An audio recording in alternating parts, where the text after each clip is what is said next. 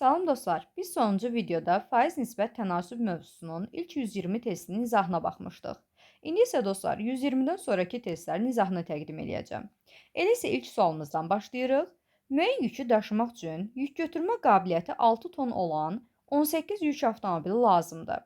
Bu yükü daşımaq üçün yük götürmə qabiliyyəti 6,43 ton olan neçə avtomobil lazımdır? Bizdən bunu tapmaq tələb olunur. Ümumiyyətlə dostlar, yükün miqdarı sabit olanda, əgər avtomobilin yük götürmə qabiliyyəti azdırsa, bu zaman lazım olan avtomobilin sayı çox olur. Əgər avtomobilin yük götürmə qabiliyyəti yüksəkdirsə, çoxdursa, bu zaman lazım olan avtomobilin sayı az olur. Yəni, yük götürmə qabiliyyəti ilə avtomobil sayı bir-birlə tərs mütənasibdir. Və biz bilirik ki, tərs mütənasib kəmiyyətlər arasında vurma işarəsi istifadə edirik. Yəni, 6 tonun 18-ə hasili bərabərdir 6,43 tonunda x-ə hasili. Buradan deməli, əgər yük götürmə qabiliyyəti 6,43 ton olsa, avtomobil sayını tapa bilərik, yəni x-i tapa bilərik. Onda dostlar, gəlin hesablayaq. 6-nı 18-ə vuranda neçə alırıq? 6-nı 18-ə vuranda 108 bərabərdir. 6,43-ü düzgün olmayan kəsir kimi yazsam 4-də 6 4-ün 24, 3 gələndə 27. Vurulsun x yazırıq. Buradan x-i tapsam, 108-i bölürəm 4-də 27-yə. Bu da 108, deməli 4-də 27-yə bölmək, tərsinə 27-də 4-ə vurmaq deməkdir. 108 ilə 27 ixtisar gedir 4 dəfə, 4 4-ün də 16 eləyir. Yəni bizə 16 ədəd maşın lazımdır. Buna görə cavabımız 16-dır. Növbəti dostlar, keçirik 122-ci suala. 122-ci sualda bizə deyir ki, müəyyən yükü daşımaq üçün hərəsi 4 ton yük götürən 18 yük avtomobili lazımdır. Bu yükü daşımaq üçün hərəsi 2,5 ton yük götürən neçə avtomobil lazım olar, bunu tapın. Dostlar, eynilə 121-ci sual kimidir. Oxşar qaydada həll eləyəcəyik. Bizə deyir ki, deməli, müəyyən yükü daşımaq üçün hərəsi 4 ton yük götürən 18 yük avtomobil lazımdır. Yəni, yük götürmə qabiliyyəti 4 ton olanda avtomobilin sayı 18 olur. Təbii ki, yük götürmə qabiliyyəti az olanda lazım olan avtomobil sayı daha çox olacaq. Ona görə yenə tərs mütənasib yanaşırıq. 4-ün 18-ə hasili bərabərdir 2,5-nin də x-ə hasilinə. 4-ü 18-ə vuranda dostlar 72 bərabərdir. Sağ tərəfi düzgün olmayan kəsiri çevirirəm. 5-də 2 5-in 10, 2 gələndə 12 alırıq. Vurulsun x. Buradan x-i tapanda 72-ni bölürük 5-də 12-yə. Deməli, ədədi kəsirə bölmək tərsinə həmin kəsirin sürət məxrəcinin yerini dəyişib həmin ədədə vurmaq deməkdir. Bu zaman 72 ilə 12 ixtisar gedir 6 qalır. 6 5-in də bərabərdir 30-a. Deməli, bizə 30 dənə yük maşını lazım olacaq. Növbəti dostlar, keçirik 123-cü suala. 123-də deyir ki, bir il ərzində alma ağacının boyu 20% artaraq 1,68 metr oldu. İlin əvvəlində alma ağacının boyu neçə metr idi, bunu tapın. Dostlar, ilin əvvəlində alma ağacının boyu nə qədər imiş bilmirik. Biz bunu x deyirik. Və x boyu 20% artıb 1,68 olub. Dostlar, 20% artmaq ədədi %100 plus 20-yə vurmaq deməkdir. Artım olanda surətdə 100 plus yazırdıq, azalma olanda 100 minus götürürdük. Bu da bərabərdir bizdə nəticədə 1,68 olub. İndi bu ədədi tapmalıyıq. Buradan x axtarsam, x vurulsun %120 bərabərdir bizdə 1,68-ə. Buradan x-i tapanda 1,68-i bölməliyəm %120-yə. Buradan x-i tapsaq, 1,68 yazarıq %168 kimi. Bu da bölməni vurma ilə əvəz eləsəm, surət məxrəcinin yerini dəyişirəm. 120-də 100 yazıram. Deməli, yüzlərimiz ixtisar gedir. Qalır yerdə 120-də 168. Bunu da ixtisar eləsək, 12 ixtisar gedəcək. 12 ixtisar eləyəndə məxrəcdə 10 qalır. Yuxarıda 14 qalır. Bu da 1,4 deməkdir. Deməli, ilin əvvəlində alma ağacının hündürlüyü 1,4 metr imiş. Buna görə cavabımız 1,4-dür. 124-cü suala baxırıq. Bir il ərzində şam ağacının boyu 25% artaraq 1,5 metr oldu. Bu müddətin əvvəlində şam ağacının boyu neçə metr idi, bunu soruşur. Dostlar, bizdən şam ağacının əvvəlki hündürlüyünü istəyir. Əvvəlki hündürlüyü x desək, x hündürlüyü 25% artıb 1,5 metr olub. Dostlar, 25% artırmaq ədədi %100 plus 25-ə vurmaq deməkdir. Bu bizdə bərabərdir 1,5 metrə.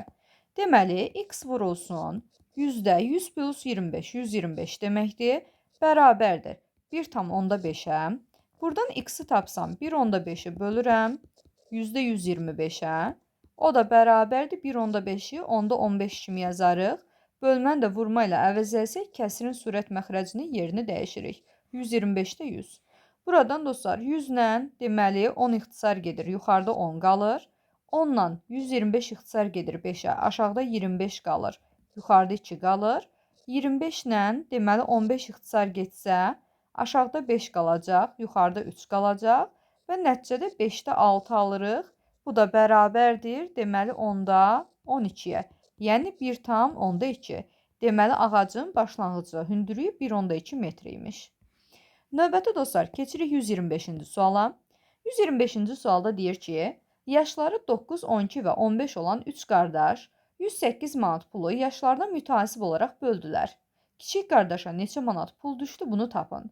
Dostlar, yaşları münasib nisbətdə bölürlərsə, bu zaman deməli, birinə düşən pul 9x olacaq, digərinə 12x olacaq və digərinə də 15x olacaq. Və pulların cəmi bərabərdir bizdə 108 manata.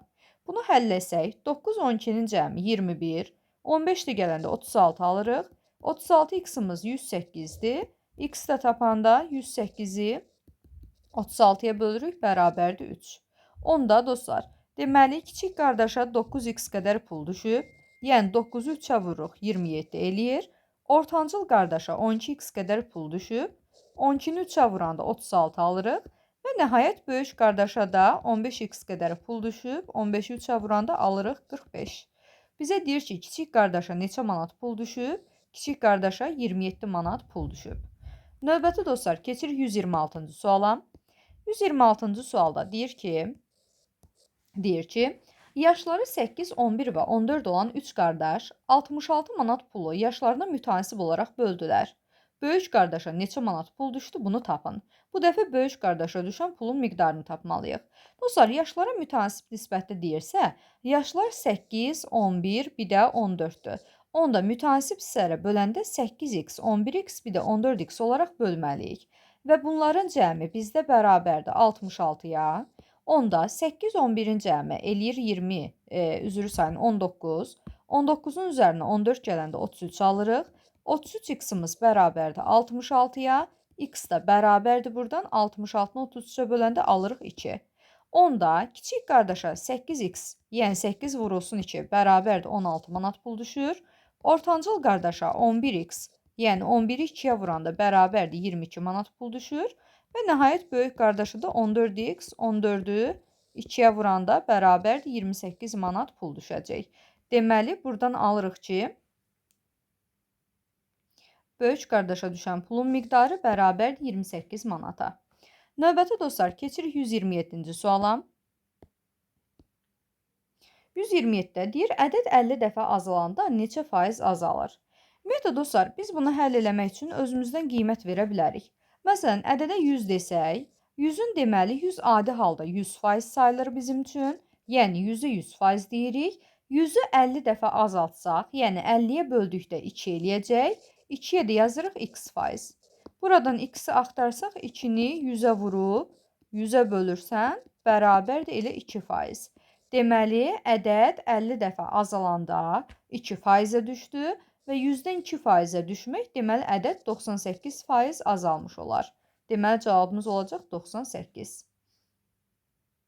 Keçirik dostlar, növbəti sualların 128-ci suala baxırıq. 128-də dostlar, deyir ki, ədəd 80% azalanda neçə dəfə azalır?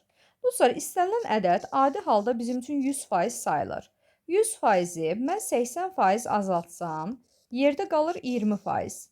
Deməli, əvvəl bizdə ədəd 100% idi. İndi aldığımız ədəd 20%-dir. 20% 100%-ə görə neçə dəfə az deməkdir? Deməli, 5 dəfə az deməkdir. Yəni, əvvəlki 100%-i aldığım 20%-ə bölsəm 5 dəfə verir. Deməli, əvvəlki ədədim alınan ədəddən 5 dəfə Deməli nədir? Daha doğrusu alınan ədəd əvvəlki ədəddən 5 dəfə azdır. Yəni ədəd 5 dəfə azalar. Buna görə cavabımız 5 olacaq. Növbəti dostlar, baxırıq 129-cu suala. Keçirik 129-a. Dostlar, 129 nə deyir? Deyir ki, Nəzrin öz puluna 7 dəftər və 3 karandaş və ya 5 dəftər və 7 karandaş ala bilər. Dəftərin qiyməti karandaşın qiymətindən neçə dəfə çoxdur? Bunu tapın. Dostlar, Nəzrinin müəyyən qədər pulu var. Nəzrin həmin pula 7 dəftər 3 karandaş alır. Gəlin belə eləyək. Bir dəftərin qiymətinə biz x deyək. Bir karandaşın qiymətinə də biz y deyək. 7 dəftər alıbsa bu 7x deməkdir. 3 karandaş alıbsa 3y deməkdir və puluna 7 deməli dəftərlə 3 karandaş alırsa 7x üstəgəl 3y yazırıq. Və ya deyirsə, ya da ki, həmin pula bərabər yazıram, 5 dəftər 7 karandaş ala bilər. 5 dəftər dostlar 5x deməkdir, 7 karandaş 7y deməkdir. Sağ tərəfə də 5x-in 7y-in cəmini yazıram. Dostlar, biz bunu sadələşdirsək, 7x-dən 5x-in çıxanda 2x qalır və 7y-dən 3y-in çıxanda qalır yerdə 4y-imiz. Hər tərəfi də 2-yə böləndə x bərabərdir 2y alırıq. Dostlar, x biz dəftərin qiymətinə demişdik, y də karandaşın qiymətinə demişdik. Buradan alırıq ki, dəftər karandaşdan 2 dəfə bahadır. Yəni, x bərabərdir 2y isə dəftər karandaşdan 2 dəfə bahadır. Deyir ki, dəftərin qiyməti karandaşın qiymətindən neçə dəfə çoxdur? Aldıq ki, 2 dəfə çoxdur. Növbəti keçirik 130-cu suala. Dostlar, 130-cu sualda fəhlə işin əvvəlcə 70%-ni, sonra isə qalanın 20%-ni gördü. İşin neçə faizi görülməmiş qaldı, bunu tapın. Ümumiyyətlə dostlar, başlanğıcda iş tam şəkildə 100% sayılır. Bu bizim ilkin qiymətimizdir. Bizə deyir ki, əvvəlcə bunun 70%-ni gördü. 70%-ni gördüsə, onda qalan hissəsi bizdə 30%-dir. Deyir ki, sonra isə qalanın 30%-in, deməli 20%-ni də gördü. Dostlar, 30%-in 20%-ni tapanda mən 30-u %20-yə vurmalıyam. Ədədin faizini tapanda faiz göstərən ədədə vurub 100-ə bölürdük. Deməli, 30%-in 20%-ni tapanda 20-yə vurub 100-ə bölürəm. Buradan da sıfırlarımız gedir, qalır 6%. Deməli, əvvəl 70%-ni görüb, 30%-i qaldı. Sonra 30%-in də 6%-ni gördü. Onda 30%-dən də 6%-ni çıxıram və nəticədə yerdə işin 24%-i qalmış olur. Buna görə cavabımız 24 olacaq. Növbəti keçirik dostlar 131-ci suala. 131-də deyir ki, müsbət ədədin 0,8 hissəsi onun 0,5 hissəsindən neçə faiz çoxdur? Dostlar, ədədin 0,8 hissəsi 0,5 hissəsindən neçə faiz çoxdur? Normalda biz bilir ki, 0,8-dir, 0,5-dir hissədir. Bəs ədəd tam şəkildə nə sayılır? Vahid sayılır. Ədədi tam şəkildə götürəndə biz ona 100% deyirik. Deməli, ədəd tam şəkildə 100%-dir. Mən onun 0,8 hissəsini axtarsam, bura gətirib yazıram x%. Onda x-in bərabərdir. 0,8-i 100-ə vurub bölürəm 1-ə. Buradan alıram ki, 0,8-i 100-ə vuranda eləyir 80%. Eyni qayda ilə dostlar, ədəd deməli 100%-dir. Mən onun 0,5 hissəsini axtarsam, bu zaman buna yazıram y%.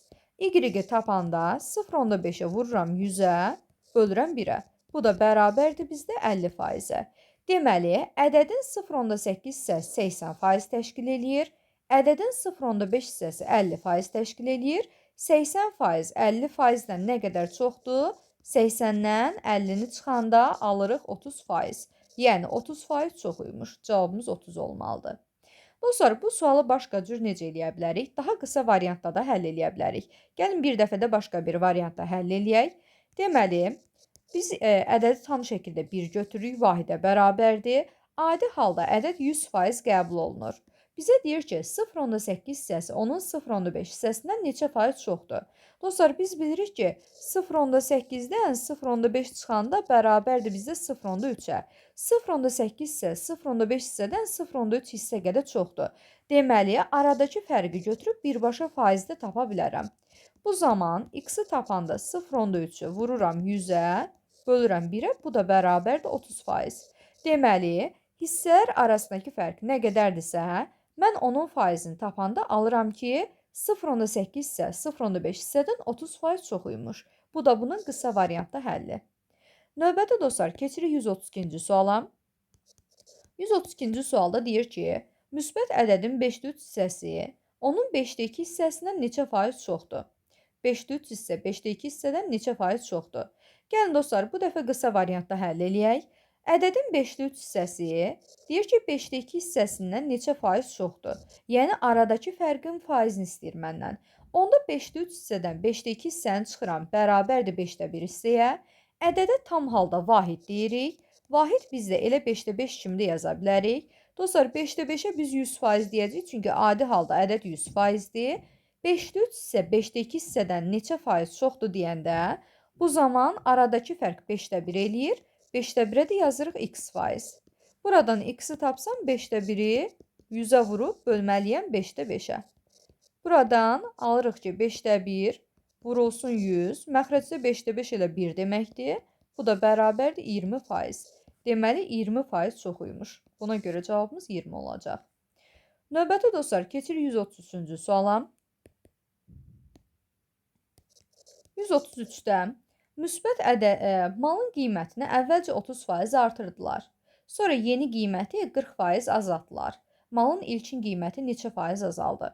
Ümumiyyətlə dostlar, malın ilkin qiyməti həmişə bizdə 100% qəbul olunur.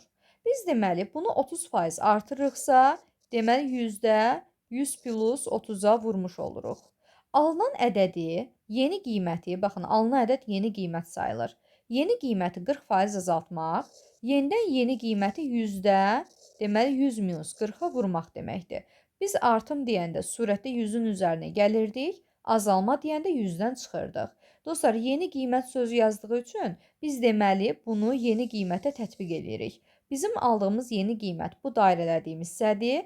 Yeni qiyməti 40% azaltmaq %100 minus 40-a vurmaq deməkdir. Bu şəkildə həll eləməliyəm. Deməli, bu da bərabərdir. Gəlin də sadələşdirək. 100-ü vururuq 100-də 130-a, vurulsun 100-də, 100-dən 40 çıxanda 60 qalır. Deməli, yüzlərimiz ixtisar gedir, sıfırlarımız 100-nə ixtisar gedir. 13-ü də 6-ya vuranda alırıq 78%. Deməli, dostlar, əvvəl qiymətimiz 100% idi, indi 78-dir. 100-dən 78-ə azalmaq, deməli 22% azalmaq deməkdir. Malın ilkin qiyməti 22% azalmış oldu. Keçirik dostlar 134-cü suala. 134-də deyir ki, divar saatının kəfkiri 7 dəqiqə ərzində 357 dəfə rəqs edirsə, yarım saat müddətində neçə dəfə rəqs eləyər, bunu tapın. Dostlar, bu düz mütənasib olacaq. 7 dəqiqə ərzində 357 rəqs edirsə, yarım saat 30 dəqiqə deməkdir. 30 dəqiqə ərzində də x dəfə rəqs eləmiş olar. Buradan x-i tapanda 30-u 357-yə vurub bölməliyəm 7-yə. Bu da bərabərdir. 357 ilə 7 ixtisar gedir. 357-ni 7-yə böləndə qalacaq 51. 51 də 30-a vuranda alınır deməli 1530. Deməli, cavabımız 1530 olmalıdır. Yəni, 1530 rəqs eləyər. Növbəti dostlar 135-ə baxırıq. 135-də deyir ki, divar saatın kəfkiri 5 dəqiqə ərzində 270 dəfə rəqs edərsə, yarım saat müddətində neçə dəfə rəqs eləyər, bunu tapın. Bu sonra düz mütənasib olacaq. 5 dəqiqədə 270 rəqs eləyirsə, bu zaman yarım saat 30 dəqiqə deməkdir. 30 dəqiqə ərzində də x dəfə rəqs eləmiş olar. Az vaxtda az rəqs eləyəcək, çox vaxt ərzində çox rəqs eləyəcək. Buradan x-i tapsam, 30-u vururam 270-ə, bölürəm 5-ə. Bu da bərabərdir. 30 ilə 5 ixtisar gedir, 6 dəfə düşür. 6-nı da 270-ə vuranda alırıq 1620. 1620. Növbət dostlar, keçirik 136-cı suala. 136-da deyir ki, x, y, z nisbəti bizdə 7-də 1, 3-də 1 bölünsün 21-də 1-ə bərabərdir. Deyir ki, 5x minus 2y üstəgəl z bərabərdir 16 olarsa, y-i tapın. Dostlar, şərtdə bizə deyir ki, x, y, z nisbəti 7-də 1, 3-də 1, bir də 21-də 1-dir.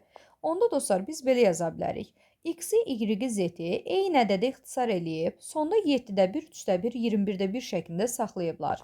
Onda buradan alırıq ki, x bərabərdir bizdə 7-də 1 a-ya, y bərabərdir bizdə 3-də 1 a-ya və z də bərabərdir 21-də 1 a-ya.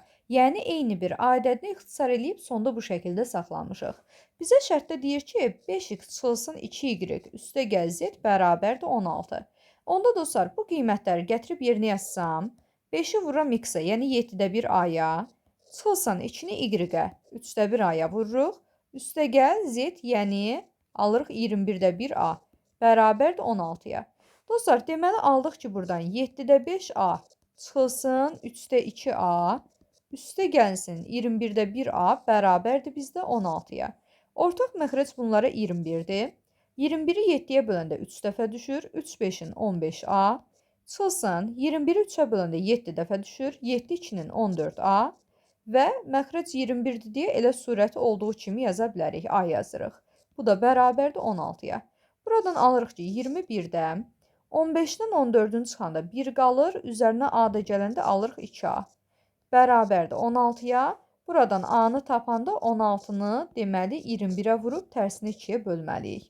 Bu zaman 16 ilə 2 ixtisar gedir, 8 qalır. 8 də 21-ə vuranda alırıq 168. Yəni a-nın qiyməti 168 imiş. İndi dostlar, bizdən y-in qiymətini istəyir. Biz bilir ki, y bərabərdir 3-də 1 a. Onda y bərabərdir 3-də 1 vurulsun. A-mız 168-dir. Bu da bərabərdir. 168-dən 3 ixtisar gedir, qalır 56. Deməli, y-in qiyməti 56 imiş. Növbəti dostlar, keçirik 137-yə. 137-də deyir ki, kənd təsərrüfatı bitkilərinin əkilməsi üçün nəzərdə tutulmuş 42 hektar əkin sahəsi dənli və texniki bitkilər üçün uyğun olaraq 3-ün 4-ə nisbətində 2 hissəyə ayrılmışdı. Dənli bitkilər üçün neçə hektar əkin sahəsi ayrılmışdı, bunu tapmalıyıq. Dostlar, bizə deyir ki, uyğun olaraq dənli və texniki bitkilər üçün 3-ün 4-ə, yəni dənlilər üçün 3 götürməliyik, texniki üçün 4 götürməliyik. Və dostlar, nisbətdə ayrıbsa, deməli hər hansısa bir ədədi ixtisar edib bu cür yazıb. Deməli, dənli bitkilər üçün 3x hissəymiş, texniki bitkilər üçün isə 4x qədər hissəymiş. Və toplamda bu hissələrin cəmi bizdə bərabərdir 42-yə. Bu zaman toplayanda alırıq 7x bərabərdir 42-yə, x da bərabərdir 6-ya. Onda 3x-imiz bərabər olur 3-ü 6-ya vuranda 18 eləyəcək və 4x-imiz bərabərdir 4-ü 6-ya vuranda alırıq 24. Biz bilirik ki, 3x hissəsi dənli bitkilərə aid idi və 4x hissəsi isə texniki bitkilərə aid idi. Bizə deyir ki, dənli bitkilərə aid olan hissə neçə hektardır? 18 hektardır. Növbəti dostlar, keçirik 138-ci suala. 138-də deyir ki, İdman malları mağazası aksiya keçirir. Bir idman kostyumu 400 manatdır. 2 kostyum aldıqda ikinci kostyuma 60% endirim edilir. 2 kostyum aldıqda neçə manat ödənməlidir, bunu tapın. Dostlar, deməli, əgər 2 kostyum alırıqsa, birinci kostyum üçün 400 manat ödəniləcək, ikinci kostyum üçün isə buna 60% endirim ediləcək. Yəni 400 manat deyil, biz 400-ü vururuq 60% endirim olanda %100 minus 60-a. Bu da bərabərdir dostlar. 400-ü vururuq %40-a. Buradan 0 yarım ixtisar gedir. 4-ü 40-a vuranda alırıq 160 manat. Və toplam 2 kostyuma nə qədər pul ödəmiş oluruq? 400-dən 160-ın cəmi bərabərdir 560 manat. Yəni 2 kostyumun qiyməti 560 manat olur. Növbəti dostlar, keçirik 139-a. 139-da deyir ki, idman malları mağazası aksiya keçirir. Bir idman kostyumu 600 manatdır. 2 kostyum alana ikinci kostyum üçün 80% endirim edilir. 2 kostyum aldıqda neçə manat ödənməlidir, bunu tapmalıyıq. Dostlar, yenə bayaqki kimi gedəcək. Biz birinci kostyumu endirimsiz olaraq deməli 600 manata almış oluruq. İkinci kostyumu aldıqda isə bu zaman buna 80% endirim edilir. Normalda qiymət 600 manatdırsa, biz buna 80 manat endirimdən alırıq. Yəni %100 minus 80%-ə almış oluruq. Bu da bərabərdir. 600-ü vururuq 100-də. 100-dən 80%-in çıxanda 20%. Bu da ixtisar gedir. 600-dən 100 ixtisar gedir. 6 qalır. 6-nı da 20-yə vuranda alırıq 120 manat. Yəni ikinci kostyum bizə 120 manata başa gəlir. Bizə deyir ki, 2 kostyuma nə qədər pul ödənilir? Deməli 600-dən 120-nin cəmi bərabərdir 720 manat. 2 kostyumun birlikdə qiyməti 720 manatdır. Növbəti dostlar 140-a baxırıq. 140-da Deyir ki, diaqramda 2 ay ərzində satılan məhsulların sayı göstərilmişdir. Yanvar ayında satılmış, deməli yanvar ayında satılmış skaner və printerlərin cəmi fevral ayında satılmış mouse və notebookların cəminin neçə faizini təşkil eləyir? Dostlar, gəlin şərti mütləq diqqətlə oxuyaq. Deməli bizə deyir ki, yanvar ayında satılmış skaner və printerlərin cəmi. Gəlin baxaq. Yanvar ayında, baxın burada belə bir işarələrdir, ağ rəngli işarələrdir. Fevral ayı isə qara rəngli işarələrdir. Deməli, yanvar ayında, deməli, skanerlə printerlərin cəmini istəyir. Yanvar ayında skanerə baxsaq, skaner bizdə toplam 40-dır, deməli 40-dır. 40 yazırıq və deməli, bir də printerə baxmalıyıq. Yanvar ayında printer nə qədərdir? Printer də 20-dir. Yəni, yanvar ayında 40 dənə skaner, 20 dənə də printer satılıb. Bu cəm nə qədər olacaq? Olacaq bizdə 60 ədəd. Deyir ki, fevral ayında satılmış mouse və notebooklar. Deməli, fevral ayında satılmış mouse və notebookları axtarmalıyıq. Fevral ayı qara rənglə olan hissədir. Qara rəng olan hissədə mouse nə qədərdir? Mouse 40-dan 100-ə qədər. Dostlar, 40-dan 100-ə qədər bizdə 60 ədəd eləyir. Deməli, 60 ədəd mouse satılıbdır və notebookda fevral ayı qara hissə idi, ondan 50-yə qədər. 50-dən ilk 10-nu çıxanda yerdə qalır 40 ədəd. Deməli, 40 ədəd də bizdə notebook var. Onda fevral ayında 40 ədəd notebook və 60 ədəd də mouse satılıbdır. Cəmi bizdə eləyir 100 ədəd. Deyir ki, yanvar ayında satılmış skaner və printerlərin cəmi fevral ayında satılmış mouse və notebookların cəminin neçə faizini təşkil eləyir? Bu dostlar, bir ədədin digər ədədə faiz nisbətidir. Bu zaman yanvar ayında satılmışların, deməli, qiymətini fevral ayında adı çəkilən əşyaların, deməli, qiymətləri cəminə bölürəm, 100-ə vurmalıyam. Buradan da alırıq, yüzlər ixtisar gedir, qalır bizdə 60%.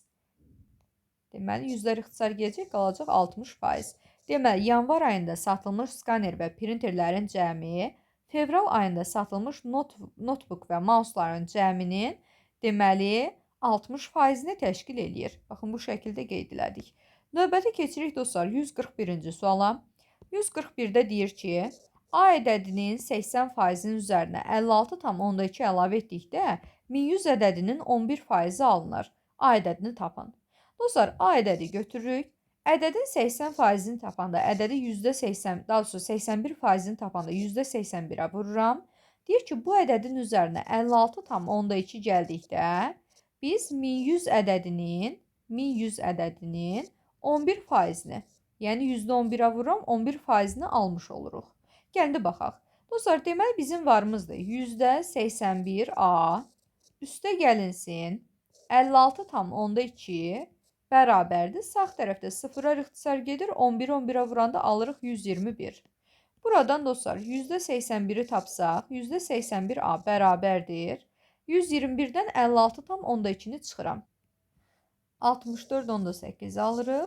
Buradan A-nı da tapanda 64,8-i bölməliyik %81-ə. Dostlar, A bərabərdir 64,8-i 10-da 648 kimi yazırıq və %81-ə bölmək tərsinə 81-də 100-ə vurmaq deməkdir. Buradan dostlar, 100 ilə 10 ixtisar gedir, 10 qalır yuxarıda. 81 ilə də 64 ilə 81 ixtisar gedəcək, düşəcək 8 dəfə və 8-i də 10-a vuranda alırıq 80. Deməli, A ədədi bizdə 80 imiş. Növbəti keçirik dostlar 142-yə. 142. Deyir, Y ədədinin 98%-dən 44,44 çıxdıqda 3125 ədədinin 12%-i alınır. Y ədədini tapın. Gəlin yazaq dostlar, Y ədədinin 98%-ni tapanda %98-ə vururam. Deyir ki, bu ədəddən 44,44 çıxdıqda bərabər olur 3125 ədədinin 12%-nə. Bu ədədin 12%-ni də tapanda %12-yə vurmalıyam. Gəlin bunu sadələşdirək.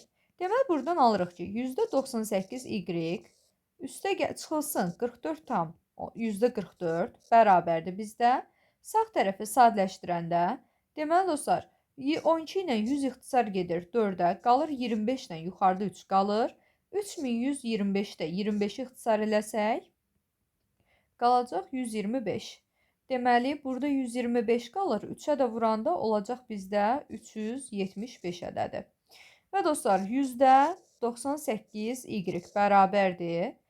44 tam %44'ü sağ tərəfə keçiririk. 375'in üzərinə 44 tam %44 gələcək. Bu da bərabərdir. 419 tam %44'e. 419 tam %44'e. Dostlar, buradan aldıq ki, %98 y bərabərdir bizdə 419 tam %44'e. Y-i də tapsam 419 tam %44'ü bölürük %98'e. Və dostlar, ədədi %98'e bölmək tərsinə 98'i 100'ə vurmaq deməkdir. Hətta burada %41944 yazırıq bunu. Düzgün olmayan kəsrə çeviririk və tərsinə vurma işarəsi surət məxrəcin yerini dəyişirik. 98'də 100 yazırıq.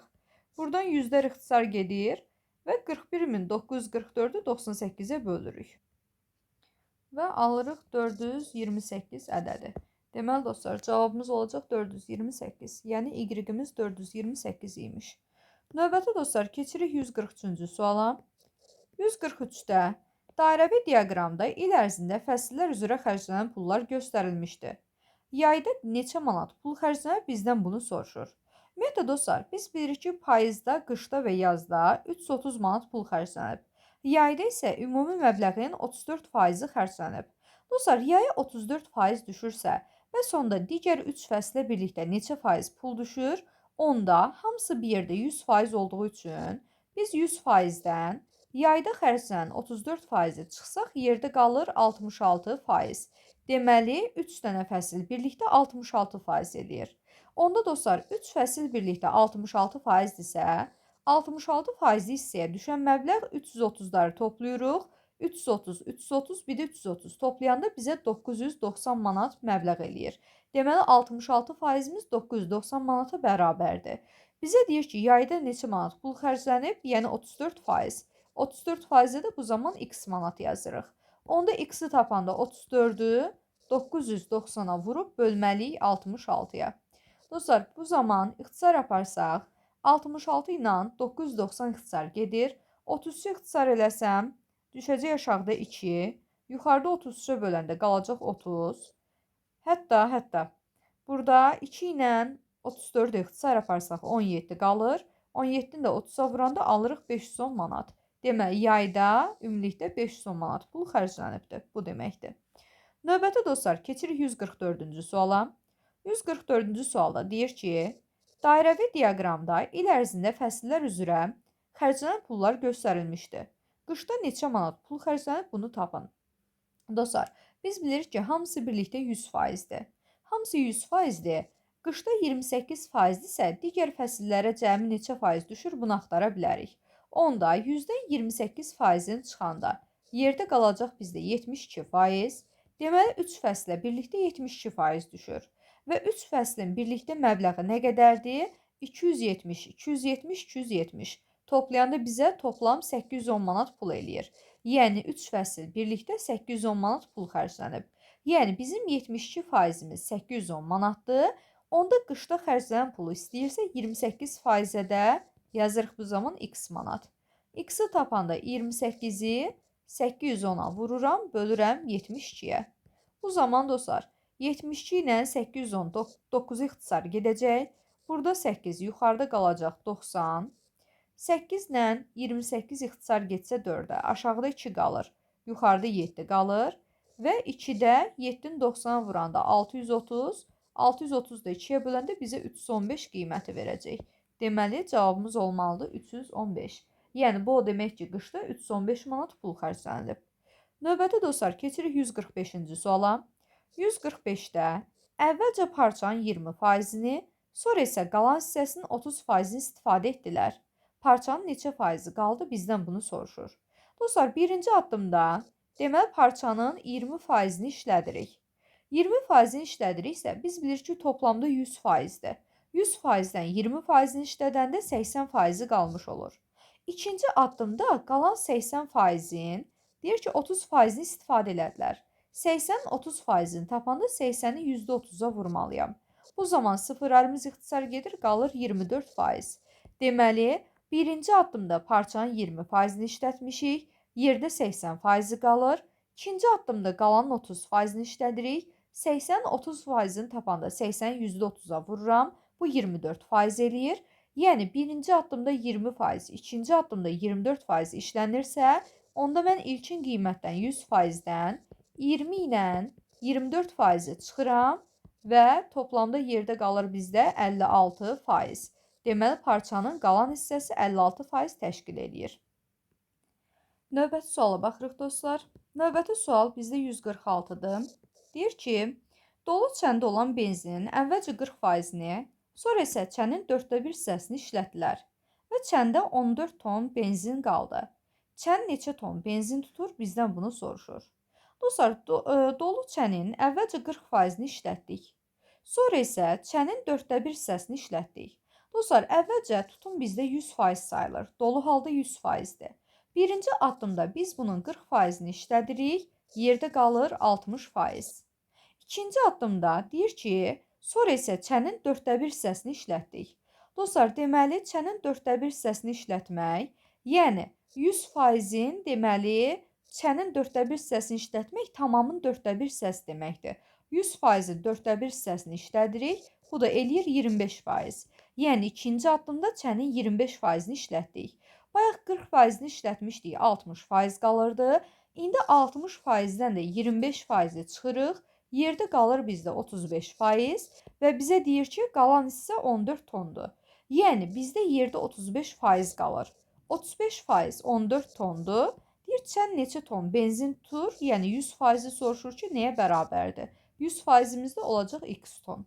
X-i tapanda 100-ü 14-ə vurub bölməliyik 35-ə. Bu da bərabərdir. 35 ilə 14 7 ixtisar gedir. 5 ilə 2 qalır. 100-ü də 5-ə böləndə düşəcək bizdə 20 dəfə. 20-ni 2-yə vuranda alırıq 40 ton. Yəni çənin tutumu 40 tonuymuş. Növbəti dostlar, keçirik 147-ci suala. Dostlar, 147-də 75% ilə 25%-nin fərqi 50 olan ədədin 10%-ni tapın. Dostlar, ədədin 75%-dən 25%-ni çıxmaq, gəlin baxaq, 75%-dən 25%-ni çıxmaq ədədin 50%-i qalması deməkdir. Bizə deyir ki, bu fərq 50-yə bərabərdir. Yəni, bizim 50%lik hissəmiz bizdə 50-yə bərabərdir. Bizə deyir ki, həmin ədədin 10%-ni tapın. Yəni, 50%-im 50-dirsə, 10%-im nəyə bərabərdir? Bunu tapın. Onda dostlar, 10%-ə də x götürürük. X-i tapanda onu 50-yə vurub, bölürük nəyə? 50-yə. Bərabərdir, çarpaz şəkildə 50-yə vurub, digər 50-yə bölürük. Buradan 50-lər gedir, qalır 10. Deməli, həmin ədədin 10%-i elə bizdə 10-a bərabər imiş. Növbəti dostlar, keçirik 148-ci suala. 148-də gün ərzində bankdan əvvəlcə məbləğin 40%-i, sonra isə qalan məbləğin 40%-i götürüldü. Bankda ilkin məbləğin neçə faizi qalır? Bizdən bunu soruşur. Dostlar, bankda əvvəlcə bizim 100% məbləğimiz var idi. Birinci addımda bunun 40%-i götürülür. Bu zaman yerdə 60%-i qalır. İkinci addımda deyir ki, qalan məbləğin, yəni 60%-in 40%-ini götürürük. 60%-in 40%-ini götürmək 60-ı %40-a vurmaq deməkdir. Bu da bərabərdir. Sıfırlarımız ixtisar gedir, 24% qalır. Deməli dostlar, ikinci addımda biz yerdə qalan 24%-ini götürmüşük. Yəni yerdə 60% qalırdı, 60-ın da 24%-ini işlətmişik. Bu zaman yerdə qalır bizdə 36%. Deyir ki, ilkin məbləğin neçə faizi qalmış olur? İlkin məbləğin 36%-i qalmış olur.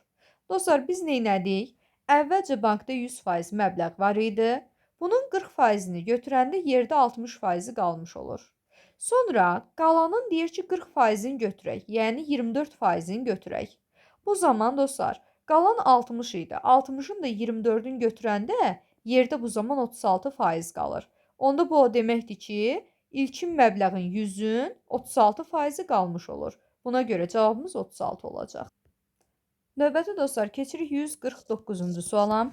Deyir ki, gün ərzində bankdan əvvəlcə məbləğin 60%-i, sonra isə qalan məbləğin 40%-i götürülərsə, bankda ilkin məbləğin neçə faizi qalar? Dostlar, birinci addımda ümumiyyətlə bankda 100% məbləğ var. İlkin qiymət həmişə bizim üçün 100%-dir. Deyir ki, əvvəlcə bunun 60%-ini götürdük. 60%-ni götürdüksə, yerdə 40%-i qalıb.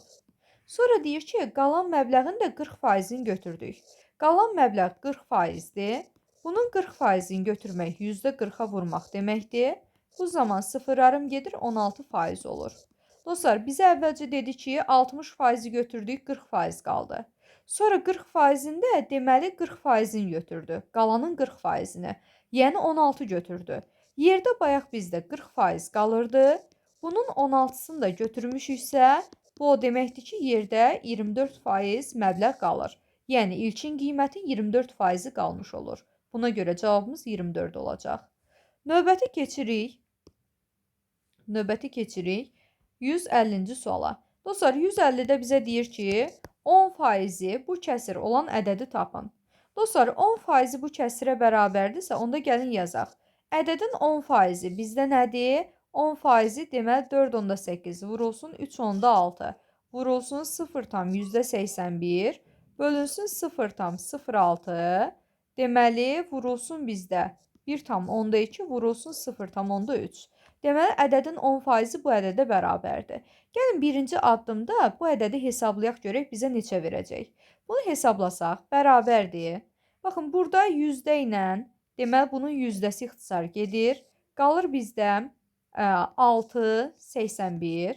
Sonra bu vergüllə bu vergülü atırıq. 48 ilə aşağıda 12 qalacaq.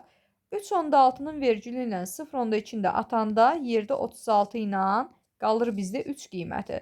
Gəlin, indi bu ədədləri hesablayaq. Buradan alırıq ki, 48-i 12 ixtisar eləsək 4 qalacaq. 6 ilə 36-nı ixtisar eləsək 6 qalacaq.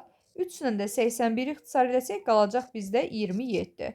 Nəticədə alırıq ki, 4 vurulsun 6 vurulsun 27. Bu da bərabərdir dostlar. 648 eləyəcək. Və dostlar, bizə deyir ki, biz hesabladıq ki, baxın, bu ifadənin qiyməti bizdə 648-ə bərabərdir. Bizə deyir ki, ədədin 10%-i 648-dir. Ədədin özü nədir? Həmin ədədi tapmalıyıq. Onda dostlar, yazırıq ki, 10%-imiz bizim 648-dirsə, istənilən ədədin tamamı onun 100%-i sayılır. 100%-i x yazırıq. X-i tapanda 100-ü vururuq 648-ə, bölürük 10-a. Bu zaman 0-ın biri gedir, onu 648-ə vuranda alırıq 6480. Deməli, bizim ilkin ədədimiz 6480 imiş. Növbəti dostlar, keçirik 151-ci suala. 151-də 24 manat dəyəri olan fırça 25% endirimlə satılır. Alıcı deməli 2 belə fırça aldıqda xəzinədara 50 manat verərsə, qaytarılan qalıq neçə manat olar, bunu tapın. Ümumiyyətlə dostlar, fırçanın maya dəyəri qiyməti 24 manatdır. Biz bunu 25% endirimlə satırıqsa, bu zaman 24-ü 25% endirim eləmək deməli 100 çıxılsın 25-ə vurmaq deməkdir. Bu da bərabər dostlar, 24-ü vururuq %75-ə. 100 ilə 75 ixtisar getsə, 25 ixtisar gedəndə 4-də 3 qalır. 24 də 4-ə böləndə 6 qalır və 6 üçün bizə 18 verir. Deməli dostlar, maya dəyəri 24 manat olan fırçanı biz bu zaman 18 manata almış oluruq. Əgər 2 fırça alırıqsa, deməli 18-i 2-yə vuranda 36 manat eləyir. 50 manat veriləndə qaytarılan məbləğ 50-dən 36 çıxırıq, bərabərdir bizdə 14 manat. Yəni 50 manat ödəniləndə 14 manat geri qaytarılmalı ki, 36 manat çıxılmış olsun. Buna görə cavabımız 14-dür. Növbəti dostlar, keçirik 152-ci suala. 152. Deyir ki, 40 manat dəyəri olan çaydan 15% endirimlə satılır. Alıcı 2 belə çaydan aldıqda xəzinədara 100 manat verərsə, qaytarılan deməli qalıq neçə manat olar, bunu tapın. Dostlar, çaydanın maya dəyəri 40 manatdır. 15% endirim edirlərsə, deməli çaydanı 100 minus 15-i satmış olurlar. Bu zaman 40-ı vururam 100-dən 15 çıxanda qalır 85. Bu zaman ixtisar aparsaq, 40 ilə 120 ixtisar gedir.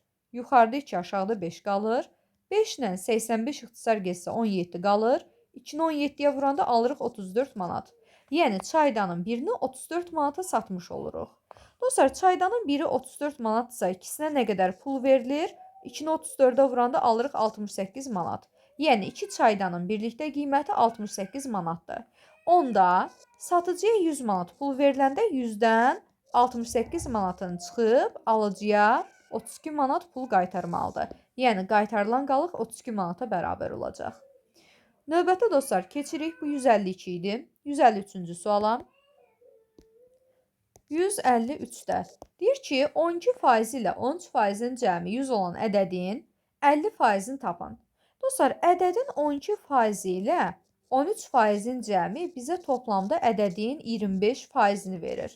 Və bizə deyir ki, 12% ilə 13%-in cəmi 100-dür. Yəni, bu o demək ki, ədədin 25%-i bizdə 100-ə bərabərdir. Bizə deyir ki, bəs bu ədədin 50%-i nəyə bərabərdir? 50%-ni də bu zaman x deyəcəyik. X-i buradan tapsam, 50-ni 100-ə vurub bölməliyəm 25-ə. Bu zaman dostlar, 50 ilə 25 ixtisar gedir, 2 dəfə düşür. 2-ni də 100-ə vuranda alırıq 200. Yəni, ədədin özü, daha doğrusu 50%-i bizdə 200-ə bərabər imiş. Növbəti keçirik 154-cü suala. Dostlar, 154-də bir neçə kürəcik Arif və Günay arasında sayları uyğun olaraq 2 və 3 ilə düz mütasib olmaqla bölüşdürülür. Günaya Arifdən 10 kürəcik çox düşür. Ümumi neçə kürəcik bölüşdürüblər? Bunu tapmalıyıq. Ümumiyyətlə dostlar, Arif və deməli Günay arasında biz kürəcikləri bölməliyik. Deyir ki, Arif və Günay arasında sayları uyğun olaraq 2 və 3 ilə düz mütasib hissələrə bölmüşük. Uyğun olaraq deyirsə, Arifə 2 hissə, Günaya da 3 hissə düşmüşdür. Dostlar, təbii ki, saylar 2-3 deyil. Biz bunları ixtisar edib yazmışıq. Buna görə Arifə düşən kürəcik sayına 2x deyirik, Günaya düşən kürəcik sayına 3x deyirik. Və bizə deyir ki, Günaya Arifdən 10 kürəcik çox düşüb. Biz bilirik ki, 3x 2x-dan x qədər çoxdur. Baxın, Günaya düşən kürəcik sayından Arifə düşən kürəcik sayını çıxanda yerdə x qalır. Və bizə deyir ki, Günayın kürəcik sayı Arifin kürəcik sayından 10 çoxdur. Yəni, aradakı fərq x-dir, deməli x fərqi bizdə 10-a bərabərdir. Biz bilirik ki, onları toplam 2x ilə 3x, yəni toplam 5x qədər kürəcikləri var. Toplam kürəciklərin sayını tapmaq istəyirəmsə, 5-i 10-a vururam, bərabərdir 50. Deməli, toplamda onların 50 dənə kürəciyi var imiş. Növbəti keçirik dostlar, 155-ci suala. 155-də deyir ki, A bölünsün B nisbəti bərabərdir C bölünsün 4. Deyir ki, bu doğru tənasübdə A üstə gəlsin B üstə gələcək 47-yə bərabərdir. A ədədi C-nin 5-3-ünə, B ədədi C-nin 4-3-ünə bərabər olarsa, D-ni tapın. Dostlar, belə bir tənasüb verilib. Tənasübün ədlərinin belə bir xüsusiyyətlərini verib ki, ABC cəmi bizdə 47-yə bərabərdir. Və deyir ki, A ədədi bərabərdir C-nin 5-3 hissəsinə, yəni 5-3 C-yə. Eyni zamanda B ədədi bərabərdir C-nin 4-3-ünə, yəni 4-3 C-yə. Bizə deyir ki, D ədədi nəyə bərabərdir? Bunu tapın. Dostlar, gəlin belə eləyək. Bizim burada belə bir ifadəmiz var. A üstəgəl B üstəgəl C cəmi bizdə 47-dir. Gətirib A-nın əvəzinə A bizdə 5-4 C-dir. 5-4 C yazıram. Üstə gəlinsin. B-nin əvəzinə B 4-4 C-dir. 4-4 C yazıram və C-ni olduğu kimi yazıb bərabər eləyirəm 47-yə. Ortaq məxrəci gətirsək, ortaq məxrəc 20 olacaq. 25-ə 4 dəfə 4 üçün 12, 4-ə düşür 5 dəfə 5 üçün 15C və C-yə düşür elə 20 dəfə 20C yazırıq. Bu da bərabərdir bizdə 47-yə. Buradan alırıq ki, 20-də 12 ilə 15-in cəmi 27, 20 də gələndə alırıq 47C bərabərdir 47-yə. C-ni də tapanda 47-ni deməli bölməliyəm 20-də 47-yə. Bu da dostlar bərabərdir 47 vurulsun 47-də 20. 20-də 47-yə bölmək həmin ədədin tərsinə vurmaq deməkdir. Buradan 47-lər gedir, qalır 20. Nəticədə alırıq ki, C bizdə 20-yə bərabər imiş. İndi dostlar, bizdə nə istəyir? Deməli, bizim C-miz tapdıq ki, 20-dir. C 20-dirsə, biz digərlərini də buradan hesablaya bilərik. Dostlar, A-nı tapsaq, bu zaman dostlar, A-mız bərabərdir, yuxarıdan bilirik ki, 5-4C. Gətirib yerinə 5-3 vurulsun, C-nin yerinə 20 yazıram. Bu zaman 5 ilə 20 ixtisar gedir, 4 qalır. 4 üçün 12 eləyir. B-ni yuxarıdakı ifadədən tapsam, B 4-4C idi. 4-4-ü 20-yə vururam. 20 ilə 4 ixtisar gedəndə yuxarıda qalır 5. 5 üçün 15 eləyir. Və aparıb tənasübdə yerinə yazıb hesablamalıyıq. Dostlar, tənasübdə A böl B bərabərdir C böl D verib. A-mız 12 bölünsün B-miz 15 bərabərdir. C-miz 20 bölünsün D. Çarpaz şəkildə vursaq, daha doğrusu kənar hədlərin hasili bərabərdir orta hədlərin hasilinə. Buradan alırıq ki, 12D bərabərdir 15 vurulsun 20-yə. Yəni 12D-miz bərabərdir 15-i 20-yə vuranda 300 eləyir. Buradan da D-ni tapsam, 300-ü 12-yə böləndə düşəcək 25 dəfə. Deməli dostlar, D-miz 25-ə bərabər imiş. Növbətə keçirik 156-cı suala.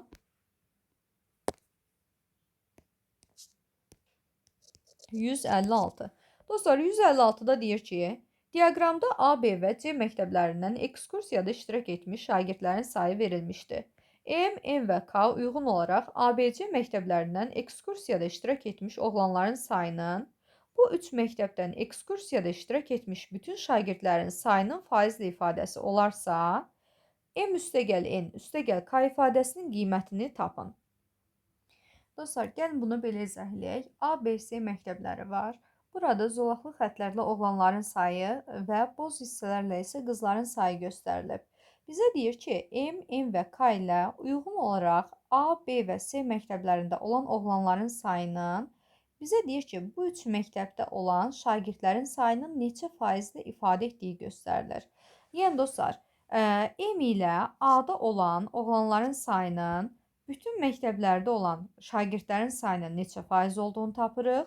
Sonra N ilə B məktəbində olan oğlanların sayının bütün şagirdlərin neçə faiz olduğunu tapırıq və K ilə də C məktəbində olan oğlanların sayının bütün şagirdlərin neçə faizini təşkil etdiyini tapırıq. Dostlar, gəlin burada birinci bütün şagirdlərin sayını tapaq. Biz bilirik ki, burada deməli A məktəbində 10 oğlan, 6 qız var. Onda yazırıq 10 üstə gəlsin 6. Üstə gəlsin B məktəbində 8 oğlan, 2 qız var. Yəni 8 üstə gəlsin 2. Və C məktəbində də 4 oğlan, deməli 10 qız var. 4 üstə gəlsin 10. Toplayanda bu say bizə deməli 40 qiymətini verəcək. Yəni bu üç məktəbdən toplam deməli 40 şagird ekskursiyada iştirak edibdir. İndi dostlar, bizə deyir ki, A məktəbində oğlanın sayı, baxın, zolaqlı hissəyə baxıram, 10 nəfərdir. Onda bütün şagirdlərin A məktəbində 10 nəfəri oğlanlardır. Bütün şagirdlərə nəzərən A-da 10 dənə oğlan var. Biz deməli M-i tapmaq istəyiriksə bunun faizini tapırıq. Faizi tapmaq üçün vururam 100-ə. Bu da bərabərdir. 40 ilə 10 ixtisar gedəndə 4 qalır. 100 də 4-ə böləndə eləyir 25%. Yəni dostlar, bu o deməkdir ki, A məktəbində olan oğlanlar bütün şagirdlərin deməli 25%-ni təşkil eləyir. Eyni qayda ilə B məktəbində olan oğlanların faizini axtarırıq. B məktəbində 8 dənə oğlan var. Bütün şagirdlərin sayı 40 nəfərdir.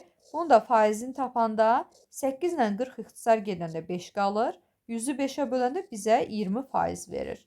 Və K bərabərdir. C məktəbində 4 oğlan var. 4-ü bütün şagirdlərin sayına bölüb 100-ə vururam. 4 ilə 40 ixtisar gedir, 10 qalır. 100-də 10-a böləndə bizə 10 qiyməti verir, 10%. Və bizə deyir ki, MNK cəmini tap. Bu zaman 25, 20, bir də 10-u toplayırıq, alırıq 55%. Yəni 3 məktəbin birlikdə oğlanlarının sayı bizdə 55% təşkil edir. Dostlar, keçirik bundan sonra 157-ci suala. Dostlar, 157-də cədvəldə təzə və qurudulmuş meyvələrin kütlələri və qurudulma zamanı kütlələrinin itirilmə faizləri verilmişdir. Cədvələ əsasən X, Y və P-ni hesablayın. Deməli dostlar, meyvələr xurma, ərik, almadır.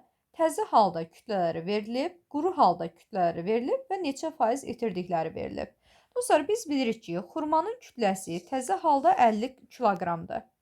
Qurudulduqda 20%-i itir və bizdən quru meyvənin kütləsini istəyir.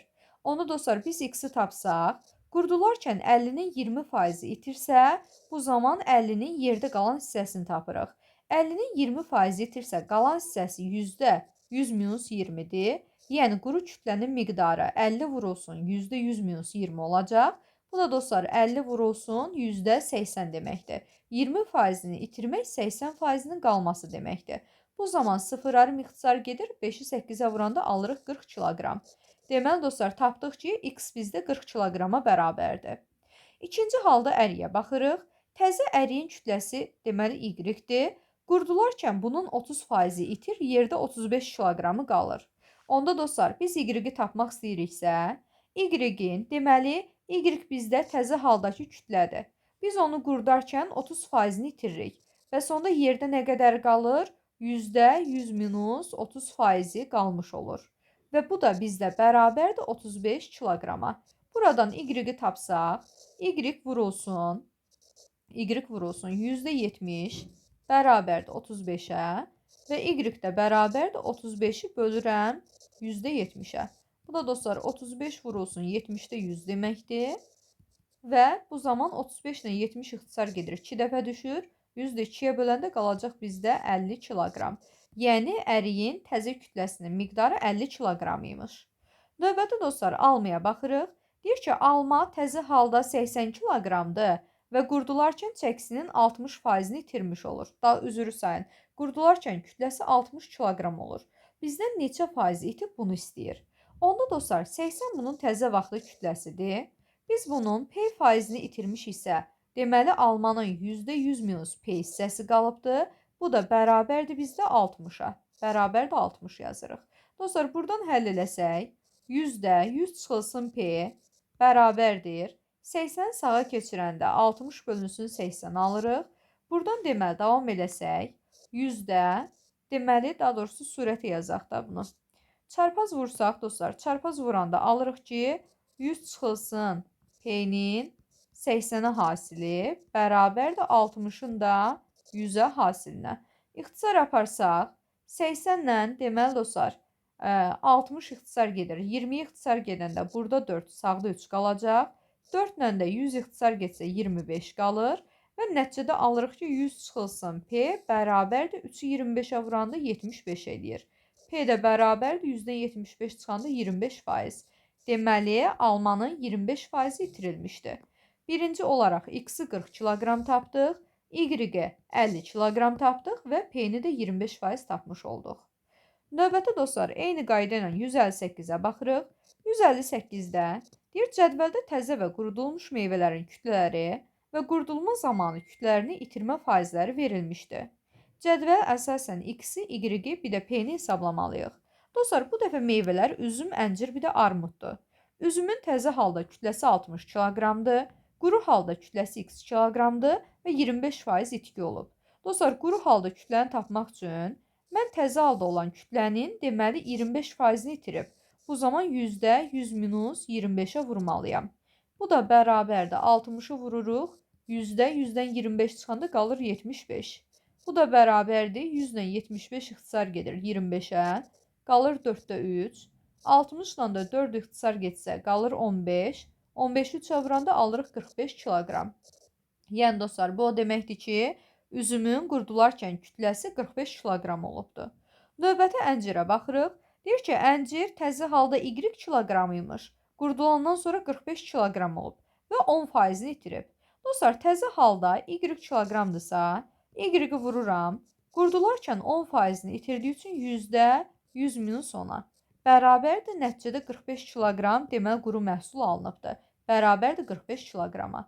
Dostlar, buradan Y vurulsun %90 bərabərdir bizdə 45 kiloqrama və buradan Y-i tapsam 45-i bölməliyəm %90-a. Və dostlar, %90-a bölmək tərsinə 90-da 100-ə vurmaq deməkdir. Bu zaman 45 ilə 90 ixtisar gedir, 2 düşür. 100-də 2-yə böləndə alırıq 50 kiloqram. Yəni, bu o demək ki, başlanğıcda əncirin kütləsi təzə halda 50 kiloqram imiş. Növbəti armuda baxırıq. Armudun kütləsi 70 kiloqramdır. Qurdarkən 42 kiloqram olub. Deməli, başlanğıcda 70 kiloqram imiş. Biz bunun P faizini itirmişik. Yəni, 100 minus P bölünsün 100-ə vururam. Bərabərdir 42-yə. Buradan dostlar, deməli, 100 çıxılsın P-ni tapmaq üçün 42-ni 100-ə vurub bölməliyəm 70-ə. Və sıfırlarımız gedir. 42 ilə 7 ixtisar gedəndə 6 qalır. 6 onun 60. Dostlar, buradan aldıq ki, 100 çıxılsın P bərabərdir 60-a. P də bərabərdir 100-dən 40 çıxsam 60 eləyər. Deməli, 40%-ni itirmiş olur. Yəni, dostlar, üzümün quru halda kütləsi 45 kiloqram imiş. Əncirin təzə halda kütləsi 50 kiloqram imiş və armudun 40% itirilib. Buradan aldığımız nəticə bunlardır. Növbəti dostlar, keçirik 159-a. 159-da bizə diaqram verib. Diaqramda 3 qabdakı məhlulun tərkibi göstərilmişdir.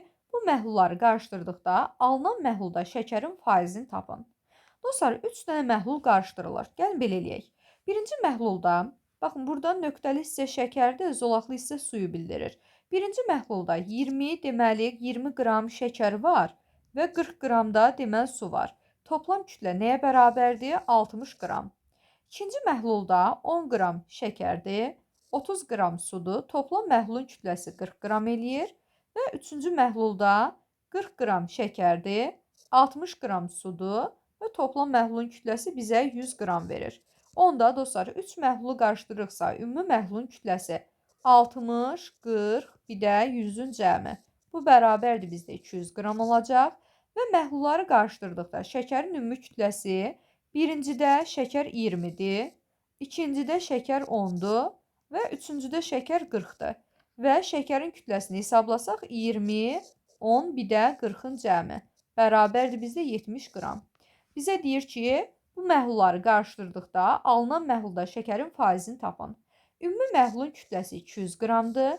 200 bizim üçün qarışıq olduğu üçün 100% təşkil eləyir. Toplamda içərisində cəmi 70 qram şəkər var. 70 də olacaq x faiz.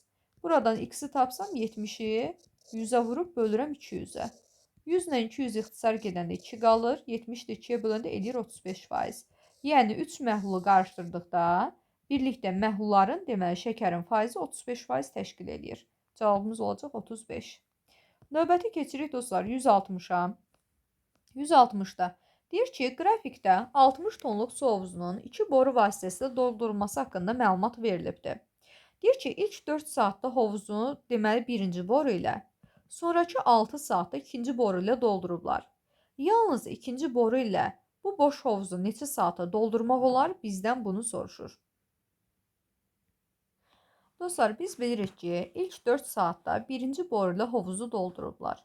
Gəlin burada baxaq. Biz bilirik ki, 4 saatdan sonra deməli ikinci boru işə düşüb. 4 saatdan sonra deməli 10 saata qədər, yəni 6 saat ərzində ikinci boru işləyib. Həmin 6 saat ərzində də deməli birinci boru 4 saatda hovuzun 20 tonunu doldurmuşdu. Onda ikinci boruya aid olan suyun dolmuş hissəsi 20-dən 60-a qədər hissədir. Yəni 40 tonluq hissədir. Bu o deməkdir ki, ikinci boru 6 saat ərzində hovuzun 40 tonunu doldurub. Onda yazırıq 6 saat ərzində ikinci boru hovuzun 40 tonunu doldurubdur. Biz bilirik ki, hovuzun tam şəkildə tutumu 60 tondur.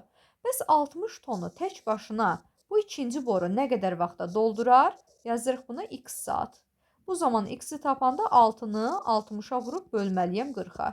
Bu da bərabərdir. 40-da 360, 360-ı 40-a böləndə bizə 9 saat verəcək. Deməli, ikinci boru tək başına hovuzu 9 saata doldurmuş olar. Növbəti dostlar 161-ə baxırıq. Cədvəldə musiqi və idman dərnəklərində məşğul olan 6-11 yaş intervalındakı şagirdlərin sayı göstərilib. 6-8 yaş intervalında idmanla məşğul olanların sayı 6-11 yaş intervalındakı bütün dərnək iştirakçılarının sayının 25%-ni təşkil eləyir. 6-11 yaş intervalındakı bütün dərnək iştirakçılarının sayını tapın. Ümumiyyətlə dostlar, burada diqqət edirsinizsə, iştirak edənlər 4 tipə bölünür. 6-8 yaş arası musiqidə iştirak edən və idmanda iştirak edən, 9-11 yaş arası musiqidə və yaxud da idmanda iştirak edən. Yəni 4 tip belə deyək ki, şagirdləri var. Ümumiyyətlə dostlar, burada 6-dan 8-ə 1 yaş qrupudur, 9-dan 11-ə də 1 yaş qrupudur. 6-dan 11-ə qədər deyəndə onda bütün şagirdləri burada ümumiləşdirib demiş oluruq. Bizə deyir ki, 6-8 yaş intervalında idmanla məşğul olanların sayı, yəni dostlar 6-8 yaş idmanla x nəfər məşğul olur. Deyir bu x sayı 6-11 yaş intervalında bütün dərnək iştirakçılarının, yəni bunların hamısının sayının 25%-ni təşkil edir. Onda dostlar bu o demək ki, x bərabərdir. Bütün iştirakçılar, yəni 37 üstə gəlsin x, üstə gəlsin 93, bir də 215. Bütün şagirdlərin 25%-nə. Bütün şagirdlərin 25%-ni tapanda toplayıb %25-ə vurmalıyam. Gəlin də buradan x-i tapaq. Dostlar, ədədi %25-ə vurmaq, bu zaman ixtisar eləyirik, qalır 1/4, 1/4-ə vurmaq deməkdir. 4-ü sol tərəfə keçirsəm, deməli 4x olacaq. Sağda deməli cəmimiz qalır. 37 ilə 93-ün cəmindən alırıq 130. Üzərinə 215 gələndə alacaq deməli 345. Üstə gəlsin x-imiz var. 4x-dan x-in çıxanda 3x qalır. 345-ə bərabərdir. X də bərabərdir 115-ə.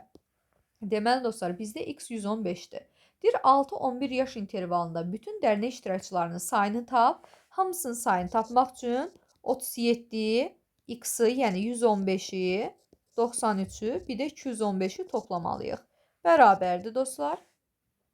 Hamısını topladıqda toplam alırıq 460. Deməli, bütün dərnək iştirakçılarının cəmi sayı bizdə 460-a bərabərdir. Növbətə keçirik 162-yə. 162-də deyir ki, tərkibi ABCD maddələrindən ibarət məhlul verilibdir. Cədvəldə bu maddələrin bəzilərinin məhluldakı kütləsi və faizi haqqında məlumatlar göstərilib. Məhluldakı A maddəsinin kütləsini hesablayın. Dostlar, biz bilirik ki, məhlulda kütlələr B ilə C-nin kütləsi var, amma A ilə D-nin kütləsi yoxdur. Və məhlulda bizə deməli maddələrdən yalnız ikisinin təşkil etdiyi faiz verilib. Buradan bir dənə bizim burada dəqiq məlumatımız odur ki, bizim burada 70 kütləmiz 28%-ə bərabərdir. Onda dostlar, gətirib qeyd edirik ki, 70 bizdə 28% deməkdir. Onda dostlar, D-nin kütləsi nə qədərdir bilmirik. Biz buna x deyirik. Onda x-a nə qədər düşür? X-a qalacaq 20%. Bu zaman dostlar, gətirib x-a da yazırıq 20%. Buradan D maddəsinin kütləsini tapa bilərik. X-i tapanda 70-i 20-yə vurub bölməliyəm 28-ə. Dostlar, 28 ilə 70 ixtisar gedir 14-ə. 14-ü ixtisar eləyəndə yuxarıda 5, aşağıda 2 qalacaq. 2 ilə də 20 ixtisar gedəndə 10 qalır. 5-i 10-a vuranda alırıq 50. Bu o demək ki, D maddəsinin kütləsi bizdə 50 imiş. Və dostlar, bunu da tapdıqsa, buradan 40-ın da deməli 40-ın da faizini tapa bilərik. Dostlar, 40-ın faizini gətirib y yazsam, bu zaman bu o deməkdir ki, bizim deməli 70 kütləmiz 28%-dirsə, deməli bizim 40 kütləmizdə olacaq y%. Və y-i tapanda 40-ı 28-ə vurub bölməliyəm 70-ə. Dostlar, 70 ilə 28 yeni ixtisar gedir 14-ə. Aşağıda 5, yuxarıda 2 qalır. 40-ı 2-yə vuranda 80, 5-ə böləndə eləyəcək 16. Yəni, tapırıq ki, y 16%-dir. Və dostlar, məhlulda bütün maddələrin faizləri cəmi bizə 100% verir. Hamısı 100%-dirsə, biz 100-dən B-nin, C-nin, D-nin faizini çıxanda yerdə A-nın faizi qalır. Bu zaman 100-dən 16, 28 və 40-ın cəmini çıxacaq. Dostlar, 16 ilə 28-in cəmi bizə 44 verir. Üzərinə 20 gələndə 64 eləyir. 100-dən 64-ü çıxanda yerdə 36% qalır. A maddəsinin kütləsini bilməsək də faizi 36-dır. A-nın kütləsini tapmaq üçün buna Z yazıram. Bu zaman bizim Z kütləmiz 36%-dir. Eyni qayda ilə 40 kütləmiz də bizdə 16%-ə bərabərdir. İstənilən kütləsi faizi bilinən birini götürə bilərik. Z bərabərdir 40-ı 36-ya vurub bölürük 16-ya və 40 ilə 16 ixtisar gedir 8-ə. Yuxarıda 5, aşağıda 2 qalır. 36 ilə də 2 ixtisar getsə 18 qalır. 5-i 18-ə vuranda alırıq 90. Deməli, A maddəsinin kütləsi 90 kiloqram imiş. Dostlar, burada heç D-nin kütləsini tapmasaq da olardı. Sadəcə D-nin kütləsini tapmaqla cədvəli elə bil doldurmuş olduq. Sonra keçirik 163-ə. 163-də mətbəə 2 gündə alınan kağızın 60%-ni işlətmişdi. İkinci gün birinci günə nisbətən 40% çox kağız işlədib. 10 ton kağız alındığı məlumdursa, mətbəə birinci gün neçə ton kağız işlədib bunu tapın. Dostlar, şərtdə deyir ki, mətbəə 2 gündə alınan kağızın 60%-ni işlədib. Və biz bunu bölürük 2 hissəyə. Birinci gün, bir də ikinci gün var. İkisi birlikdə toplam 60%-ni işlədib. Deyir ki, ikinci gün birinci günə nisbətən 4 dəfə çox kağız işlədib. Onda birinci gün x qədərdirsə, ikinci gün toplamda 4x qədər kağız işlətmiş olur. Və işlədilən kağızın cəmi nə qədərdir? Toplam cəmi x-la 4x-in cəmi bizə 5x verir. Və dostlar, biz bilirik ki, bizim 5x-imiz bizdə 60% verir. Toplamda 10 ton kağız alınıbsa, 10 tonun 60%-ni tapsam, yəni işlənən miqdarını tapsam, vururam %60-a, sıfırlar gedir, eləyir 6 ton, yəni 6 ton kağız işlətmişik və biz də bilirik ki, 2 gündə bir yerdə 5x-dir, bizim 5x-imiz 6 tona bərabərdir. Buradan x-i tapanda 6 tonu 5-ə bölürəm, bu da bərabərdir 1,2 ton. Deməli dostlar, bu o demək ki, birinci gün 1,2 ton kağız işlənib. İkinci gün bundan 4 dəfə çoxdur, 4x-dir. Bu zaman 4-ü 1,2 tona vursaq, bu da eləyir 4,8 ton. Deməli, buradan alırıq ki, ikinci gün 4,8 ton kağız işlənib. Bir dəqiqə yazaq bunu. İkinci gün 4,8 ton kağız işlənib. 4,8 ton. Bizə nəyi soruşurdu? Bizə deyir ki, deməli, birinci gün neçə ton kağız işlətmişdi? Birinci gün 1,2 ton kağız işlədib. Buna görə cavabımız 1,2-dir. Növbəti dostlar, keçirik 164-ə.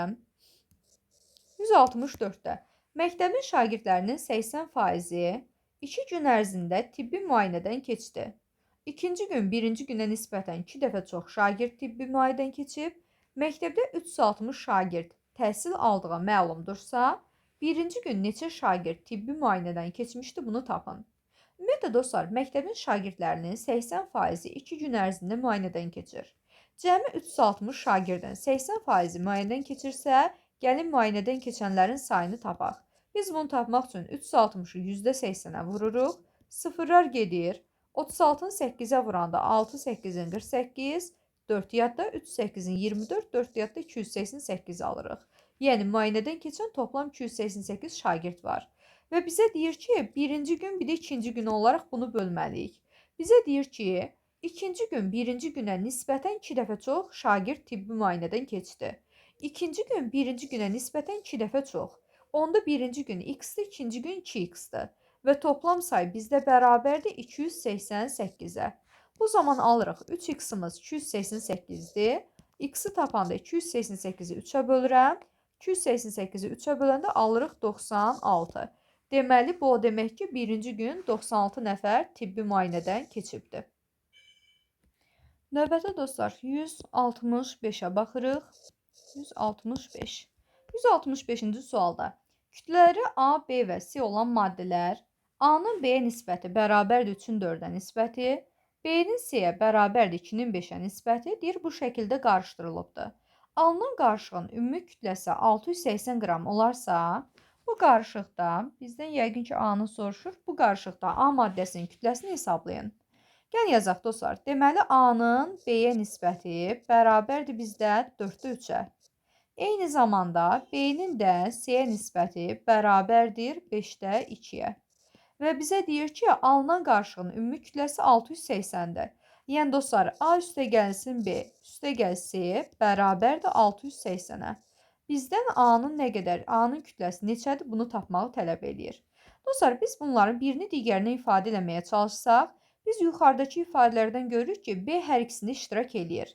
Deməli, A-nın da C-nin də kütləsini B ilə ifadə edə bilərik. Birinci ifadədən, dostlar, A-nı tapsaq, A bərabərdir 4-də 3 B-yə. İkinci ifadədən C-ni tapsaq, C bərabərdir bizdə, deməli 2-də 5 B-yə. Deməli, C-ni tapanda alırıq 2-də 5 B. Gətirib baxın, bu ifadədə yerinə yazsaq, A-nın yerinə 4-də 3 B yazırıq. Üstə gəlsin B-ni olduğu kimi yazırıq. C-nin əvəzinə də 2-də 5 B yazırıq. Bərabərdir 680-ə. Ortaq məxrəc bunlara 4-dür. Deməli, 3B üstə gəlinsin. B ədədi verdiyi üçün bunu 4B kimi yazırıq kəsir yazanda və 4-ü 2-yə bölündə 2 dəfə 2 5-in 10B edir. Bərabərdir 680-ə. Buradan da alırıq ki, 4-də 3B, 4B, 7B, 10 da gələndə 17B alırıq. Bərabərdir 680-ə. Buradan B-ni tapanda 680-i bölməliyəm 4-də 17-yə. Və 4-də 17-yə bölmək tərsinə ədədi 17-də 4-ə vurmaq deməkdir. Dostlar, 680-lə 17 ixtisar gedir. Yerdə qalacaq bizdə 40. 40-ı da 4-ə vuranda eləyir 160. Yəni, tapırıq ki, B 160-a bərabərdir. Dostlar, bizdən A-nın qiymətini istəyir. A 4-də 3 B idi. 4'də 3'ü B-nin qiymətinə 160-a vuranda 160 ilə 4 ixtisar gedir. Qalır yerdə 40. 40-ı da 3-ə vuranda alırıq 120. Deməli, A ədədi 120-yə bərabərdir. Növbəti keçirik 166-ya. 166-da deyir ki, 3 müxtəlif binanın hər birinin birinci mərtəbəsinin hündürlüyü 4 metr, digər mərtəbələrin hündürlüyü isə 3 metrə bərabərdir. Bu binaların hündürlükləri nisbəti 8, 11, 14 şəklindədir və hündürlükləri cəmi 66 metrdir. Bizə deyir ki, hündürlüyü ən böyük olan bina neçə mərtəbəlidir, bunu tapın. Ümumiyyətlə dostlar, 3 dənə binadır. Baxın, gəlin yazaq. Birinci bina, ikinci bina və bizim üçüncü binamız var. Deyir ki, bunların hündürlükləri nisbəti 8, 11, 14 şəklindədir. Deməli dostlar, buradan alırıq ki, binanın birinin hündürlüyü 8x-dir, digəri 11x-dir, digəri də bizdə 14x-dir. Və bizə deyir ki, üçünün bir yerdə hündürlüyü cəmi bərabərdir 66-ya. Gəlin hesablayaq. 8, 11 bizdə 19 verir. 19-un üstünə 14 gələndə 33 alırıq. 33x bərabərdir 66, x də bərabərdir buradan 2. Onda dostlar, bu o deməkdir ki, birinci binanın hündürlüyü 8-i 2-yə vururam 16 edir. İkinci binanın hündürlüyü 11-i 2-yə vuranda 22 verir. Və üçüncü binanın hündürlüyü 14-ü 2-yə vuranda bizə 28 verir. Bizə deyir ki, hündürlüyü ən böyük olan bina neçə mərtəbəlidir, bunu tapın. Biz bilirik ki, hündürlüyü ən böyük olan bina 3-cü binadır və bizə deyir ki, neçə mərtəbədir, bunu tapın. Dostlar, biz bilirik ki, binanın birinci mərtəbəsi 4 metr hündürlükdədir. Amma digər bütün mərtəbələrin hamısı 3 metr hündürlükdə olur. Onda dostlar, yazırıq ki, 4 metr birinci mərtəbə, amma neçə mərtəbə olduğunu bilmədiyimiz üçün neçə dənə bizim 3-ümüz var, onu bilmirik. Ona görə yazırıq 3 vurulsun n. N sayda da deməli bizim 3-ümüz var. Bu da bərabərdir bizdə 28-ə. Buradan 3n bərabərdir 28-dən 4-ün çıxanda 24 qalır. N də bərabərdir 24-ü 3-ə bölündə 8 edir. Deməli dostlar, birinci mərtəbə 4 metr hündürlüyündə idi. Bu 1 mərtəbə eləyir.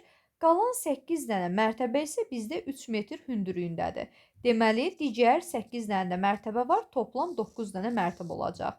Birinci mərtəbəsi 4 metr, 8 dənə mərtəbə isə 3 metr hündürlüyündədir. Deməli, bizim 9 mərtəbəli binamız var. Buna görə cavabımız 9 olmalıdır. Dostlar, 167-ci suala baxırıq.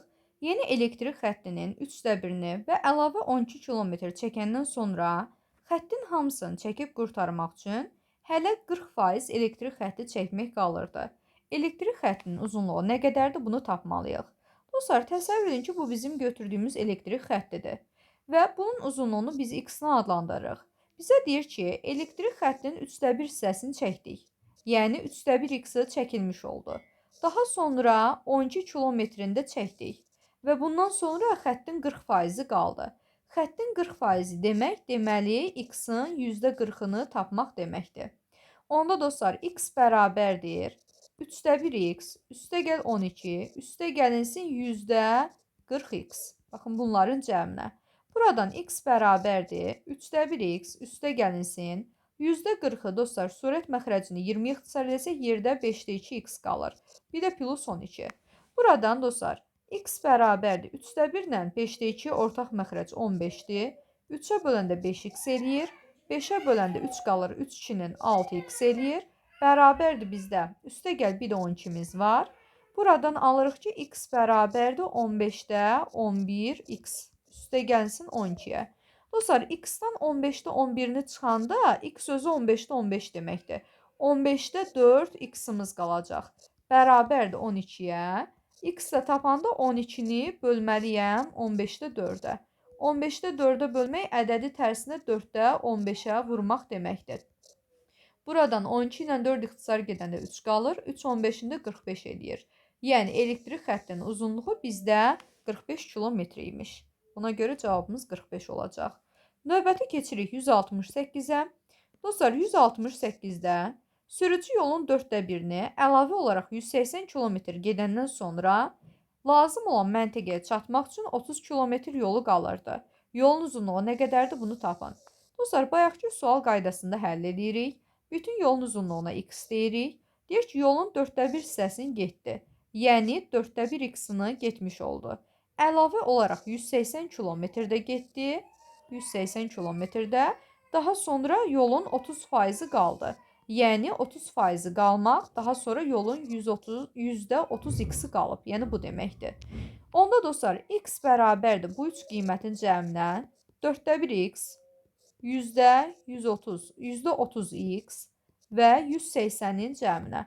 Buradan x bərabərdir 1/4x üstə gəlinsin. %30-u 10-a ixtisar eləsəm, onda 3x qalır. Bir də 180-imiz var. Buradan ortaq məxrəci gətirsəm, 4 ilə 10 ortaq məxrəc olacaq 20. 4-ə düşür 5 dəfə. 10-a düşür 2 dəfə 2 üçün 6x eləyir. Plus 180-imiz var. X bərabərdir 20-də 11x üstə gəlsin 180 və x-dan 20-də 11-ni çıxanda, x-ə 20-də 20 kimi baxsam, 20-də 11-ni çıxanda 20-də 9x-im qalır. Bərabərdir 180. Buradan x-i tapsam 180-i bölürəm 20-də 9-a. Bu da 180-i tərsinə 9-da 20-yə vurmaq deməkdir. 180-ə 20 ixtisar gedəndə 20 qalır. 20-ni də 20-yə vuranda bizə 400 verir. Yəni yolun uzunluğu 400 kilometr imiş. Sonra dostlar keçdik 169-a. 169-da deyir ki, bir ədədin 15%-i o bir ədədin 45%-nə bərabərdir. Bu ədədlərin cəmi 120 olduqda ədədlərin fərqinin modulunu tapın. Dostlar, deməli 2 dənə ədədimiz var. Biri A-dır, biri də B-dir. A-nın 15%-ni tapanda %15-ə vururam. Bərabərdir digər ədədin B ədədinin 45%-nə. 45%-ni tapanda %45-ə vururuq. Buradan ixtisar aparsaq yüzlərimiz gedir. 15 ilə də 45, 15 ixtisar gedir. Sağda 3 qalır. Buradan alırıq ki, A bərabərdir 3B-yə. Bizə deyir ki, bu ədədlərin cəmi bizdə deməli 120-yə bərabərdir. Yəni A ilə B-nin cəmi bərabərdir 120. Dostlar, biz bilirik ki, A-mız 3B-dir. A-nın yerinə 3B yazsam, bu zaman alıram 4B bərabərdir 120. B də bərabərdir 120-ni 4-ə böləndə eləyəcək 30.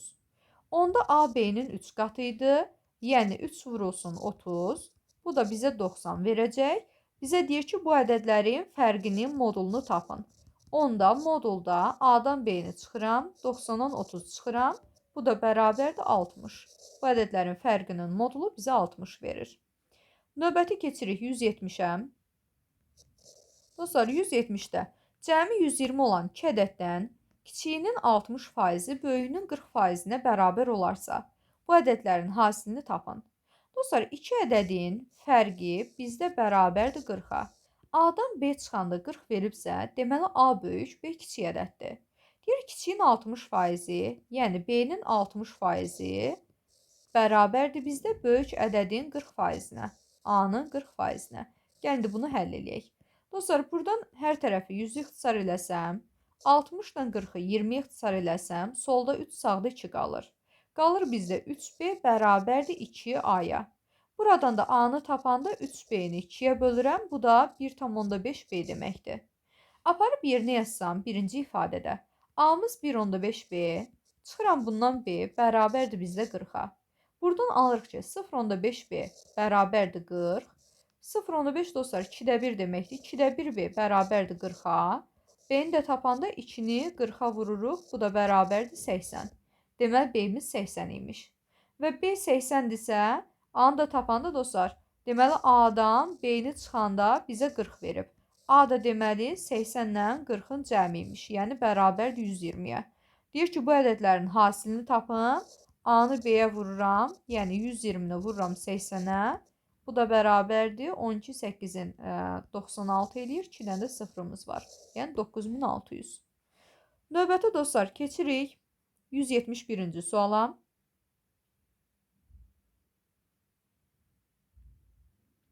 Dostlar, burada deməli mən 171-i həll eləmişəm, 170-i unutmuşam. Baxın, bu indi həll elədiyimiz bizdə 171 nömrəli testdir. 171-dir. İndi qayıdıb 170-i həll eləyirəm. Deməli, 170-də deyir ki, cəmi 120 olan 2 ədəddən birinin 40%-i digərinin 60%-nə bərabərdir. Deməli, cəmi 120-dir bu 2 ədədin və birinin 40%-i digərinin 60%-nə bərabərdir. Digərinin 60%-nə bərabərdir. Və bu ədədlərin hasilini istəyir bizdən. A vurulsun B bərabərdir sual. Gəlin də həll eləyək. Dostlar, burada ixtisar aparsaq, yüzlər gedir. 40 ilə 60, deməli 20 ixtisar getsə, solda 2, sağda 3 qalır. Yəni, alırıq ki, 2A bərabərdir 3B-yə. Buradan A bərabərdir 1,5B-yə. Gətirib yuxarıdakı ifadədə yerinə yazsam, A-nın yerinə 1,5B yazıram, B-ni olduğu kimi yazıram. Cəmimiz bərabərdir 120. Buradan alırıq ki, 2,5B bərabərdir 120-yə. B də bərabərdir 120-ni bölürəm 2,5-ə. Dostlar, 2,5 bizdə 10-25 deməkdir. 10-25-ə bölmək tərsinə 25-də 10-a vurmaq deməkdir. Buradan 25 ilə 10, 5-ə ixtisar gedəndə aşağıda 5, yuxarıda 2 qalır. 120-ni də 5-ə böləndə 24 qalır.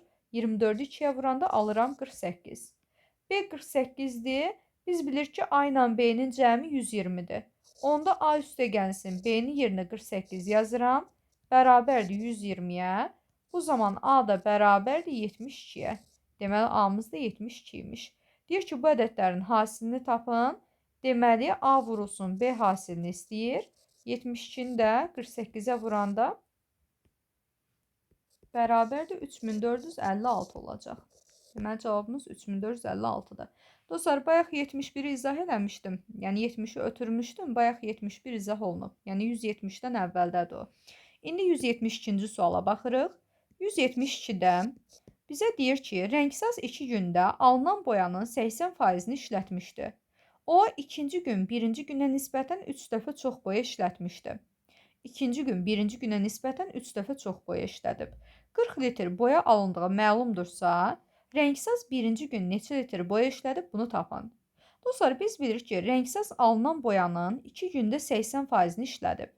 Cəmi 40 litr boya alınıbsa, bunun 80%-i işlənəndə işlənmiş boyanın miqdarını tapmaq üçün 40-ı %80-ə vururam.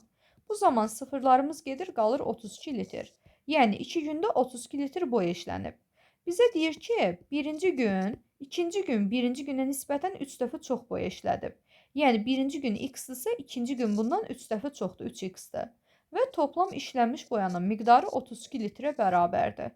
Buradan alırıq ki, 4x-imiz 32 litrdir. X də bərabərdir, 32-ni 4-ə böləndə edir 8 litr.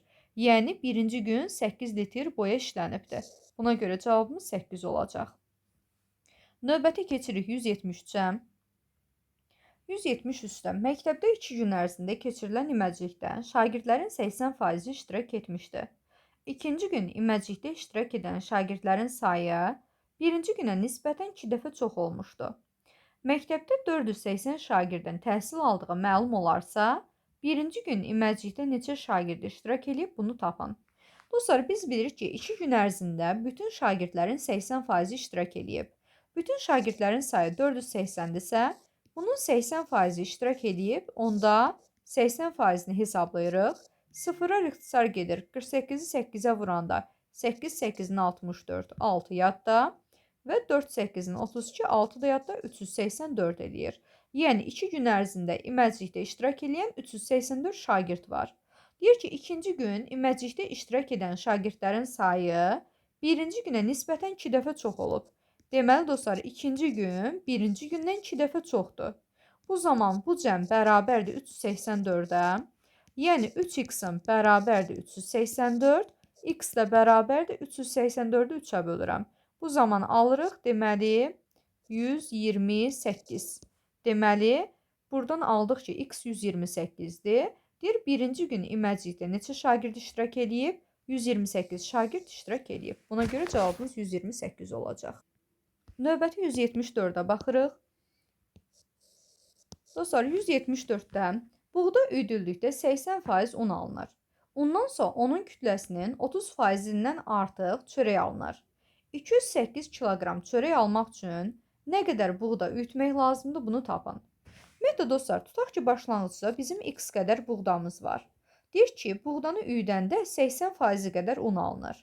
Onda biz alınan unun miqdarını tapmaq istəyiriksə, x-i %80-ə vururuq. Deməli, unun miqdarı bu qədərdir. Deyir, ondansa onun kütləsinin 30% qədər artıq çörək alınır. Deməli dostlar, bizim aldığımız bu qiymət unun kütləsidir. 30% artıq çörək alınırsa, bu kütləni vururuq %30% artıq dediyi üçün %100 plus 30-a. Dostlar, 100 plus 30-u da birbaşa ilə yuxarıda 130 kimi yaza bilərik.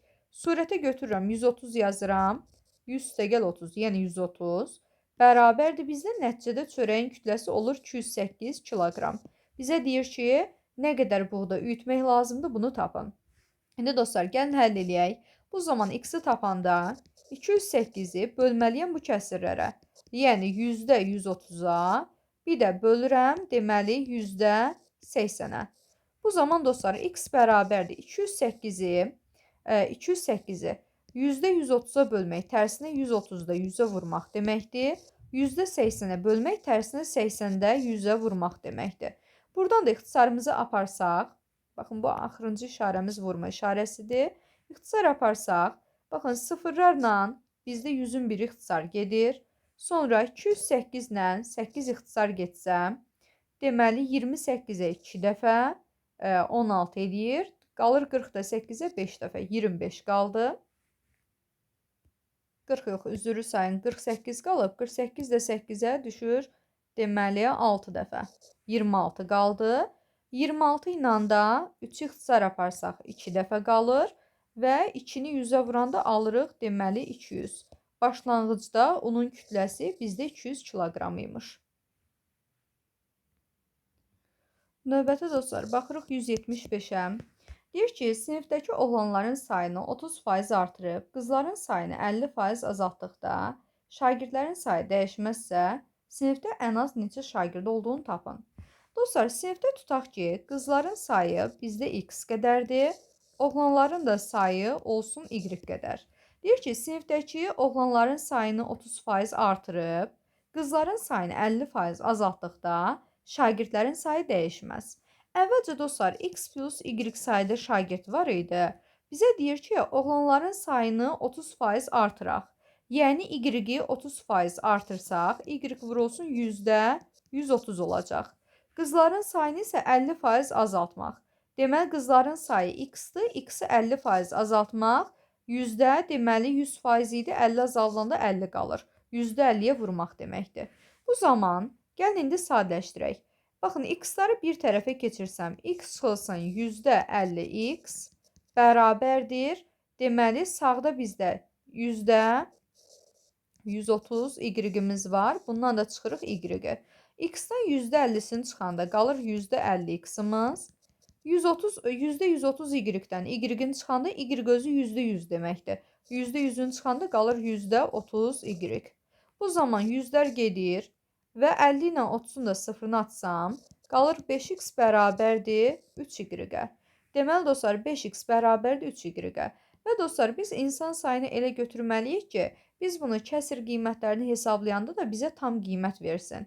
Yəni, insan sayı sayılan ismi olduğu üçün qətiyyən kəsirlə götürülə bilməz. Mən bunlara ən kiçik nə yaza bilərəm? Deməli, baxın, 3-5 yaza bilərik. 5x 3y bərabər olduğu üçün 3-5 yaza bilərik. Bunun misillərini yazmaq olar. 3-ün 2 qatı 6 eləyir, 5-in 2 qatı 10 eləyir. 3-ün 3 qatı, daha doğrusu 3-ün 2 qatı 6 eləyir, 5-in 2 qatı 10 eləyir. 3-ün 3 qatı 9-dur, 5-in 3 qatı 15-dir və s. yaza bilərik. Dostlar, bizdən ən kiçik halı istədiyi üçün biz ən kiçik halı axtarmalıyıq. Və biz bilirik ki, x-i %50-yə vurmuşuq, %50-yə vurmuşuq. Yəni, %50-yə vuranda belə yenə mənə tam ədəd verməlidir. Y-i də %130-a vuranda mənə tam ədəd verməlidir. İndi gəlin baxaq. Mən x-a 3 desəm, 3-ü %50. %50 2-də 1 deməkdir. 2-də 1-ə vuranda kəsr eləyəcək. Təbii ki, birinci hal ola bilməz. X-a 6 qiyməti versəm, 6-nı 2-də 1-ə vuranda bizə 3 verir, tam qiymət verir. Yəni 6 ödəyir. Bu zaman x 6 olanda y-ə də 10 düşür. Y-ə 10 yazsam, onu %130-a vuranda, bu zaman sıfırlar gedir, 13 qalır. Bu da tam ədəd edir. Deməli, buradan belə bir nəticəyə gəlirik ki, ikinci hal doğrudur. Yəni, x-in minimum qiyməti 6, y-in də minimum qiyməti 10-dur. Deyir ki, sinifdə ən az neçə şagird var? 6 ilə 10-un cəmi qədər, yəni 16. Sinifdə ən azından 16 dənə şagird var. Növbəti keçirik dostlar 176-ya. 176-da deyir ki, Akif hər birinin qiyməti 250 manat olan su filtrlərinin satıldığı mağazada işləyir. Onun vəzifə üzrə əmək haqqı 1000 manatdır. Bundan əlavə, hər məhsulun satışından 4% həcmində də bonus alır. Yanvar ayında 1600 manat əmək haqqı alan Akif, ay ərzində cəmi neçə su filtri satıbdı bunu soruşur. Deyir ki, Akif hər birinin qiyməti 250 manat olan su filtrinin satıldığı mağazada işləyir. Deməli, bu adamın əmək haqqı 1000 manatdır. Əlavə olaraq hər məhsulun satışının 4% qədər bonus alır. Dostlar, bir məhsul satanda həmin məhsulun qiymətinin 4% qədər bonus alır. Onda bir dənə su filtri satsa, nə qədər bonus almış olur? Biz su filtrinin qiyməti 250 manatdır. Bunun 4% qədər bonus alırsa 250-nin 4%-ni tapırıq. Bu zaman 250 ilə 150 ixtisar gedir. Yuxarıda 5 qalır, aşağıda da 2 qalır və 5-i 4-ə vuranda 22-yə böləndə 10 edir. Yəni bir dənə su filtrindən 10 manat pul əldə edir. Bizə deyir ki, bu adamın maaşı deməli 1000 manatdır. 1000 manat hər su filtrindən 10 manat qazanc əldə edirsə, onda n saydasından cəmi n vurulsun 10 manat qazanc əldə eləmiş olar və nəticədə toplam maaşı 1600 manat edir. Buradan 10 n-imiz bərabərdir. 1600-dən 1000-ni çıxanda 600 qalır. N də bərabərdir 600-ü 10-a böləndə 60. Deməli, Akif 60 ədəd su filtri satmışdı. Növbəti dostlar, keçirik nəhayət sonuncu sualımız 177-yə. 177-də deyir ki, 3 çarxdan ibarət qurğunun birinci çarxı 3 dövrü tamamlayanda ikinci 4 dövr, üçüncü isə 12 dövr tamamlayır. Çarxların dişlərinin ümumi sayı 80 olarsa, birinci çarxın dişlərinin sayını tapın.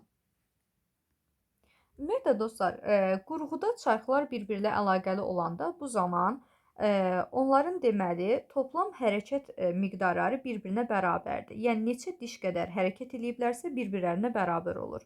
Bizə deyir ki, birinci çarx 3 dövr tamamlayıb. Tutaq ki, baxın, birinci çarxımız budur. Bu zaman ikinci çarx 4 dövrü tamamlamış olur. Deməli, birinci 3 dövr eləyəndə ikinci 4 dövr eləyirsə, deməli ikincinin ölçüsü buna nisbətən biraz daha balacaymış ki, o daha tez dövrünü tamamlayıb, eyni qədər vaxtda deməli daha artıq dövr eləyib. Və üçüncü isə bu müddətdə 12 dövr eləyir. Deməli dostlar, birinciyi 3 dövr eləyəndə, ikinci 4 dövr və üçüncü isə 12 dövrü tamamlayır. Onda birincinin dişinin sayını x yazıram, ikincinin dişinin sayını y və üçüncünün dişinin sayını z yazıram. Və onlar ümumi eyni sayda dişlərə qədər hərəkət eləmiş olurlar. Onda yazırıq 3x bərabərdir 4y-ə, o da bərabərdir 12z-ə. Və bizə deyir ki, çarxların ümumi dişlərinin sayı 80-dir. Yəni, x üstə gəlsin, y üstə gəlsin, z bərabərdir 80-ə. Bizə deyir ki, birinci çarxın dişlərinin sayını tapın. Birinci çarxın dişlərinin sayı nə qədərdir? X-i məndən istəyir. Dostlar, biz bunların hamısını eyni dəyişənə gətirib həll edə bilərik. Biz buradan bilirik ki, əgər 3x-imiz bərabərdir 4y-dirsə, y-i tapanda biz 3x-i 4-ə bölürük, yəni 4-də 3x alırıq. Bu bizim bir ifadəmiz. Digər tərəfdən bizim 3x-imiz eyni zamanda 12z-ə bərabərdir. Hər tərəfi 3-ə bölsəm, x bərabərdir 4z almış oluram. Bu zaman z-i tapanda yazıram 4-də 1x. Deməli, z də bizdə 4-də 1x-ə bərabərdir. Onda gətirib ikinci tənlikdə yerinə yazsam, x üstə gəlinsin, y-in yerinə 4-də 3x yazırıq və z-in də yerinə 4-də 1x yazırıq. Bu da bərabərdir 80-ə. X üstə gəlsin, 4-də 3 ilə 4-də 1-in cəmi 4-də 4 deməkdir. O da elə bizə x-i verir. Bərabərdir 80-ə. 2x-im 80-dir və x də bərabərdir buradan 40-a. Deməli, birinci çarxın dişlərinin sayı 40 ədədiymiş. Cavabımız 40 olur.